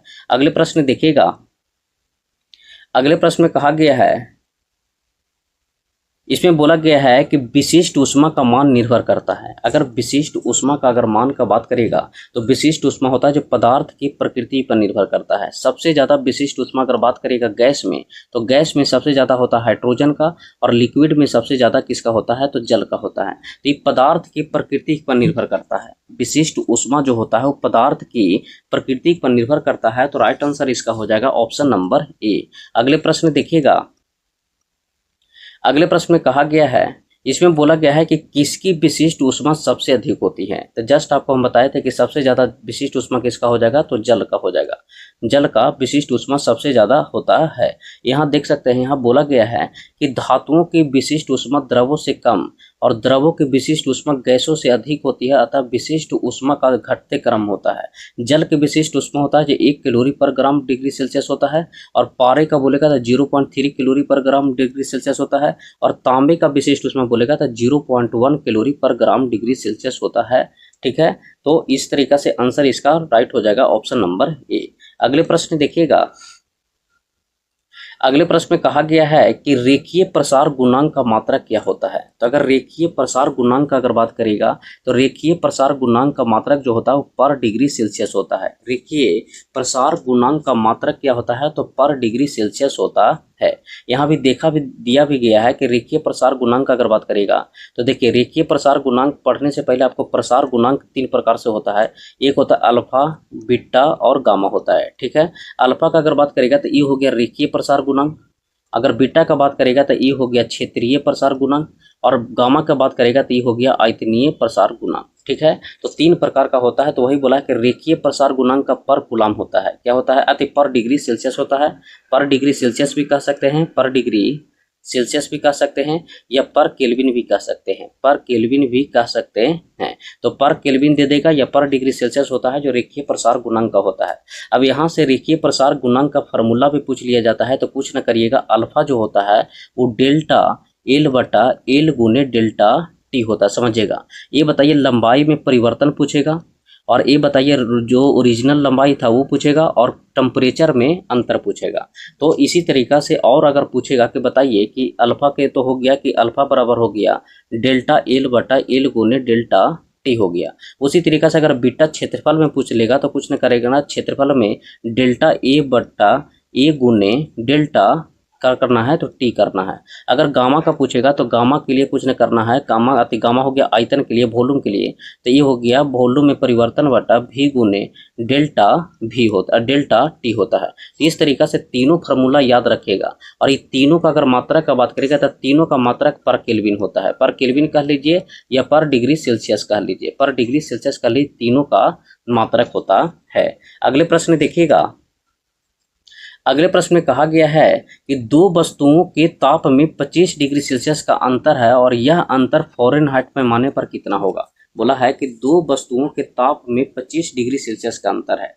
अब यहाँ ध्यान दीजिएगा, एक हम बेसिक आपको फार्मूला बताए थे कि C/5 बराबर होता है F माइनस 32/9 होता है। अब ये फार्मूला आपको नहीं लगाना है क्योंकि यहाँ अंतर का बात किया है। बोला है कि दो वस्तुओं के ताप में 25 डिग्री सेल्सियस का अंतर है। अब ये बताइए डिग्री सेल्सियस का अंतर का अगर बोलेगा तो डेल्टा C/5 बराबर लगा देना है डेल्टा F/9, और इस हिसाब से आपको हल करना है। तो इसको हम हल करके एक बार देखते हैं। हम बोले क्या कि डेल्टा C/5 बराबर डेल्टा F/9। ये बताइए अंतर कितना दिया है तो 25/5 हो जाएगा, और डेल्टा F/9 हो जाएगा। अगर यहाँ काटिएगा तो 55 से 25 हो जाएगा, तो डेल्टा F जो देखने को मिलेगा वो 45 डिग्री सेल्सियस देखने को मिलेगा। तो राइट आंसर हो जाएगा ऑप्शन नंबर बी। अगले प्रश्न देखिएगा। अगले प्रश्न में कहा गया है, इस प्रश्न में बोला गया है कि परम शून्य ताप होता है। अगर परम शून्य ताप का अगर बात करते हैं, आपसे फ़ारेनहाइट में पूछा है, तो हम एक रिलेशन बताए थे कि C/5 बराबर F माइनस 32/9 बराबर K माइनस 273/5।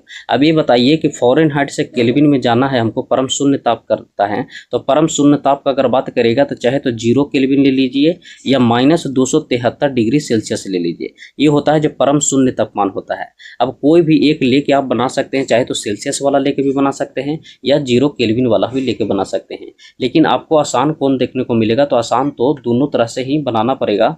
आप देखिएगा 0 केल्विन अगर हम लेके बनाते हैं कि 0 केल्विन पर ही हम चलते हैं, तो ये बताइए 0 केल्विन पर जाने के लिए F माइनस 32/9 हो गया, और यहाँ K माइनस 273/5 हो गया। अभी बताइए यहाँ 0 केल्विन लेंगे तो 5 से ऊपर गुना करेंगे तो 5F हो गया, माइनस 160 हो गया, 5 10 15 15 1 16, और यहाँ कितना हो जाएगा 900 हो गया, तो माइनस 9 27 के साथ हुआ, 9 से 63 हो गया, 63 और 2 65 हो गया, 65 हो गया, और 9 दूनी 18, 18 6 24 हो गया, तो 2457 हो गया। तो इस तरीका से सोल्यूशन इसका कर लीजिएगा, ठीक है। अब ये बताइए 5F अगर बात करेगा तो 5F 160 होने जाएगा, तो 160 यहाँ माइनस कर लीजिएगा, 160 माइनस करेंगे तो 7 हो जाएगा, 10 5 15 9 6 15 हो गया, यहाँ कितना बच गया 23, और 23 में से कितना चल जाएगा, एक तो हो जाएगा कितना 22 हो जाएगा, माइनस इतना हो गया। अब बटा आ जाएगा 5, इसको हटा दीजिएगा। था अभी बताइए 5 को 20 हो जाएगा, तो माइनस 4 हो जाएगा, 5 को 20 2 हो गया। ये बताइए कि 7 को 28 हो गया, और 1 हो गया 4 को 16, मतलब 474 के आसपास कोई भी ऑप्शन है तो 474 यही होगा, ठीक है। अगर इसका भाग दीजिएगा तो 5 हो गया, 5 को 20 2, अच्छा 55 से 25 हो जाएगा, माफ़ करिएगा 55 से 25, तो 554 या 559 के आसपास होगा। 55 से 25 हो गया, 55 से 5 को 20, 9 55 45 सही है। तो इसका राइट आंसर हो जाएगा ऑप्शन नंबर कौन सा, तो माइनस 459.40 डिग्री। अगर यहाँ आपको समझ में नहीं आ रहा है तो समझिएगा, देखिए भाग देना है और कुछ नहीं करना है। ये बताइए यहाँ तक तो ठीक है, यहाँ तक ठीक है। अभी बताइए यहाँ 160 अगर घटाएं तो कितना है, 2297 माइनस आया है, तो F निकालिएगा तो माइनस 2297/5 हो गया। ये बताइए 5 को 20 हो जाएगा तो माइनस 4 हो जाएगा, यहाँ 29 हो जाएगा तो 55 से 25, और 4 होगा तो 9 55 45, और 3 हो जाएगा तो 7 को 28। तो इस हिसाब से निकालेगा तो देखिएगा आएगा 459 माइनस 459, तो एक ही ऑप्शन में है, ऑप्शन नंबर सी। अगले प्रश्न देखिएगा। अगले प्रश्न में कहा गया है, इसमें बोला गया है कि मनुष्य के जीवन जिस पर संभव नहीं हो सकता है वह अधिकतम ताप कौन सा है। अगर मनुष्य का जीवन का अगर बात करते हैं कि मनुष्य का जीवन जिस पर संभव नहीं हो सकता है उसका अधिकतम ताप कितना होता है, तो 110 डिग्री फ़ारेनहाइट से अधिक। अगर बात करेगा इस पर मनुष्य का जीवन संभव नहीं है। 110 डिग्री सेल्सियस से कम बोला कि मनुष्य का जीवन जिस पर संभव नहीं हो सकता है वह अधिकतम ताप कौन सा होता है, तो 110 डिग्री फ़ारेनहाइट से अधिक इस पर संभव नहीं है। अब कुछ लोग बोलेंगे, कुछ लड़के बोलेंगे कि 110 डिग्री से कम भी हो सकता है, तो देखिए 37 डिग्री सेल्सियस रहता है जो मनुष्य का टेम्परेचर होता है बॉडी का, और इसका फ़ारेनहाइट में करेगा तो 98.6 डिग्री फ़ारेनहाइट होता है। अब ये बताइए कि 37 डिग्री सेल्सियस ऐसा थोड़ी है कि 110 से कम करेगा 100 कर दीजिएगा या 95 कर देगा तो उतना सहन हो गया, तो ये भी गलत हो गया। 110 केल्विन से नीचे भी नहीं हो सकता केल्विन में, और 110 फ़ारेनहाइट से पर हो सकता, ये भी नहीं हो सकता है। तो राइट आंसर हो जाएगा ऑप्शन नंबर सी, 110 फ़ारेनहाइट से अधिक होगा तो सहन नहीं करेगा। राइट आंसर हो जाएगा ऑप्शन नंबर सी। अगले प्रश्न देखिएगा, इसका एनालिसिस भी एक और देख लेते हैं। बोला गया है कि स्वस्थ मनुष्य के शरीर समान ताप का 98 डिग्री फ़ारेनहाइट या 37 डिग्री सेल्सियस होता है, और यदि मानव के शरीर का तापमान 110 डिग्री फ़ारेनहाइट से अधिक हो जाए तो मनुष्य का जीवन संभव नहीं है। तो सिंपल है कि मनुष्य का अगर टेम्परेचर 110 डिग्री फ़ारेनहाइट से अगर ऊपर जाएगा तो जीवन संभव नहीं है। अगले प्रश्न देखिएगा, अगले प्रश्न में कहा गया है, बोला गया है कि ज्वार मापी में निम्नतम चिन्ह 95 डिग्री फ़ारेनहाइट पर अंकित होता है, इसका अर्थ क्या होता है। बोला है कि ज्वार मापी में अगर हम बात करते हैं कि ज्वार मापी में न्यूनतम चिन्ह, ज्वार मापी में न्यूनतम चिन्ह, ज्वार मापी में न्यूनतम चिन्ह 95 डिग्री फ़ारेनहाइट पर अंकित होता है, तो इसका अर्थ क्या होता है, तो इसका अर्थ होता है कि इससे नीचे ताप पर मनुष्य नहीं जी सकता।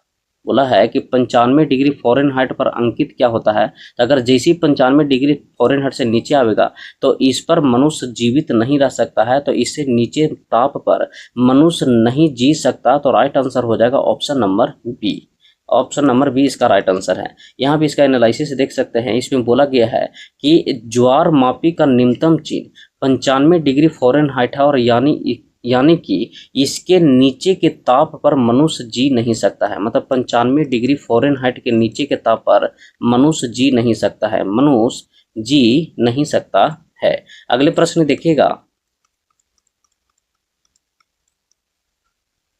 इस प्रश्न में कहा गया है, इसमें बोला गया है कि तांबे की विशिष्ट ऊष्मा अगर 0.1 कैलोरी पर ग्राम डिग्री सेल्सियस है, 0.1 कैलोरी पर ग्राम डिग्री सेल्सियस है, तो इसका मान जूल पर केजी डिग्री सेल्सियस में क्या होगा। बोला है कि तांबे की विशिष्ट ऊष्मा अगर 0.1 कैलोरी पर ग्राम डिग्री सेल्सियस है तो इसका मान जूल में क्या होगा, तो जूल पर केजी पर डिग्री सेल्सियस में क्या होगा। तो ये बताइए कि सिर्फ केजी में आपको चेंज करना है, तो केजी में करने के लिए 10 के पावर 3 हो जाएगा, तो इसका हम कह सकते हैं कि राइट आंसर हो जाएगा ऑप्शन नंबर बी कि 0.42 गुने 10 के पावर 3 जूल पर केजी पर डिग्री सेल्सियस है।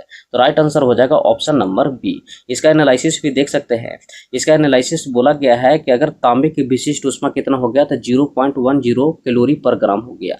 अभी बताइए तांबे की विशिष्ट ऊष्मा हो गया, अब जूल पर केजी डिग्री सेल्सियस का अगर निकालिएगा तो 0.10 से गुना करेगा जब 4.2 गुने 10 के पावर 3 जूल पर केजी पर डिग्री सेल्सियस में, तो इसका वैल्यू जो आएगा वो 0.42 गुने 10 के पावर 3 जूल पर केजी पर डिग्री सेल्सियस। तो राइट आंसर हो जाएगा ऑप्शन नंबर बी। अगले प्रश्न देखिएगा, अगले प्रश्न में कहा गया है, ये सब क्वेश्चन जो पूछा गया था वो पहले पूछा जाता था, 2000 में पूछा गया है। बोला गया है कि 50 ग्राम ठोस पदार्थ को 5 कैलोरी पर सेकंड की दर से ऊष्मा प्रदान की जाती है और तथा प्रति मिनट तापमान 11 डिग्री सेल्सियस बढ़ जाता है, तो ठोस पदार्थ के विशिष्ट ऊष्मा कैलोरी पर ग्राम में कितना होगा। अब कैलोरी पर ग्राम में निकालने के लिए कुछ न करना है, इसको बराबर कर देना। यहाँ जो एनालिसिस दिया हुआ है टू वही दिया हुआ है जो हम करेंगे।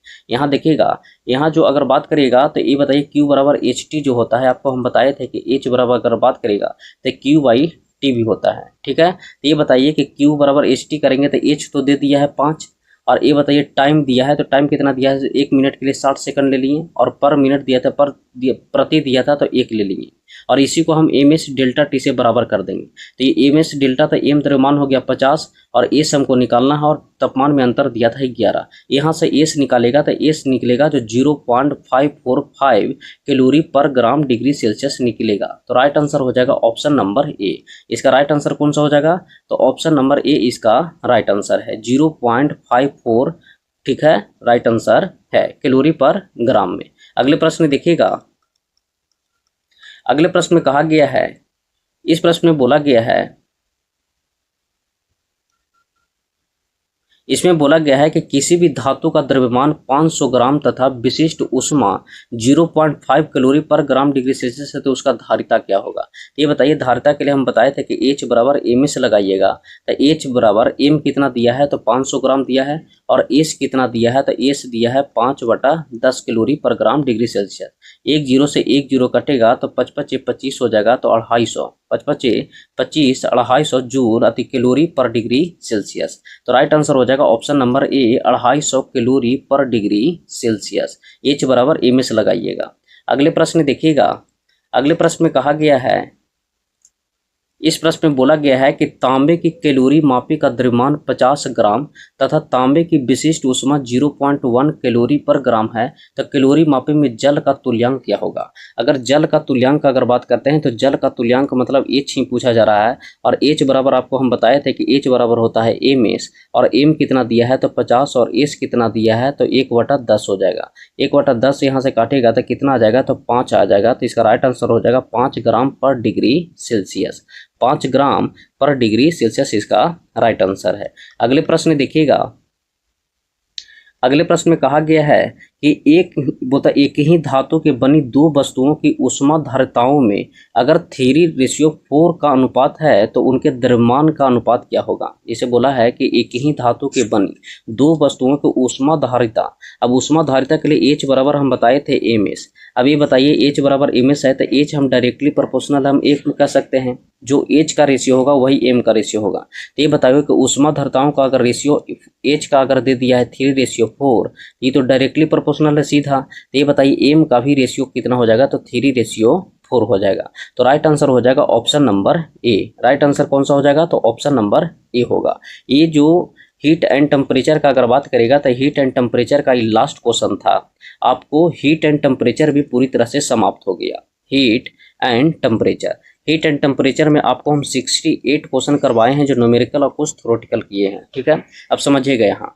यहाँ जो क्वेश्चन अगर बात करेगा तो यूथ पब्लिकेशन में क्या किया है कि सबसे ज़्यादा न्यूमेरिकल पार्ट ही दिया है, और आपको पता भी है कि LPCPT 2 में सबसे ज़्यादा जो क्वेश्चन बनता है वो न्यूमेरिकल के रिलेटेड ही बनता है। अब इसका कुछ दिया है जो वन लाइनर के फॉर्म में दिया है, तो वन लाइनर आपको जब हम थ्योरी पूरी तरह से कंप्लीट करवा देंगे तो वन लाइनर का भी सेशन आपको फास्ट रिविजन के लिए आएगा एक पब्लिकेशन का। तो अभी भी आप हमारे चैनल से अगर बात करिएगा तो हमारे चैनल पर प्लेटफार्म का अगर बात करिएगा प्लेटफार्म का, तो प्लेटफार्म का हम एनालिसिस दोनों का किए हैं, और उसमें बहुत सटीक से हम इंजीनियरिंग ड्राइंग का करवाए हैं। तो जो भी कैंडिडेट अगर नहीं देखे हैं तो उसका प्लेलिस्ट बना हुआ है, इसको बहुत ध्यान से देखेगा। और बेसिक साइंस का भी करवाया हुआ, इसका भी देखिएगा अगर टाइम मिल रहा है तो वहाँ से आप फास्ट रिवीजन कर सकते हैं। और साथ में आपको पर डे 1 से 2 लेक्चर मिलते रहेगा। अभी तो 1 लेक्चर पर डे जा रहा है, और जब पेपर का डेट आएगा तो हम 1 से 2 लेक्चर पर डे देने का प्रयास करेंगे। तो अगर पसंद आया है लेक्चर तो लाइक, सब्सक्राइब और कमेंट में जरूर राय दीजिएगा। इस सेशन को देखने के लिए धन्यवाद।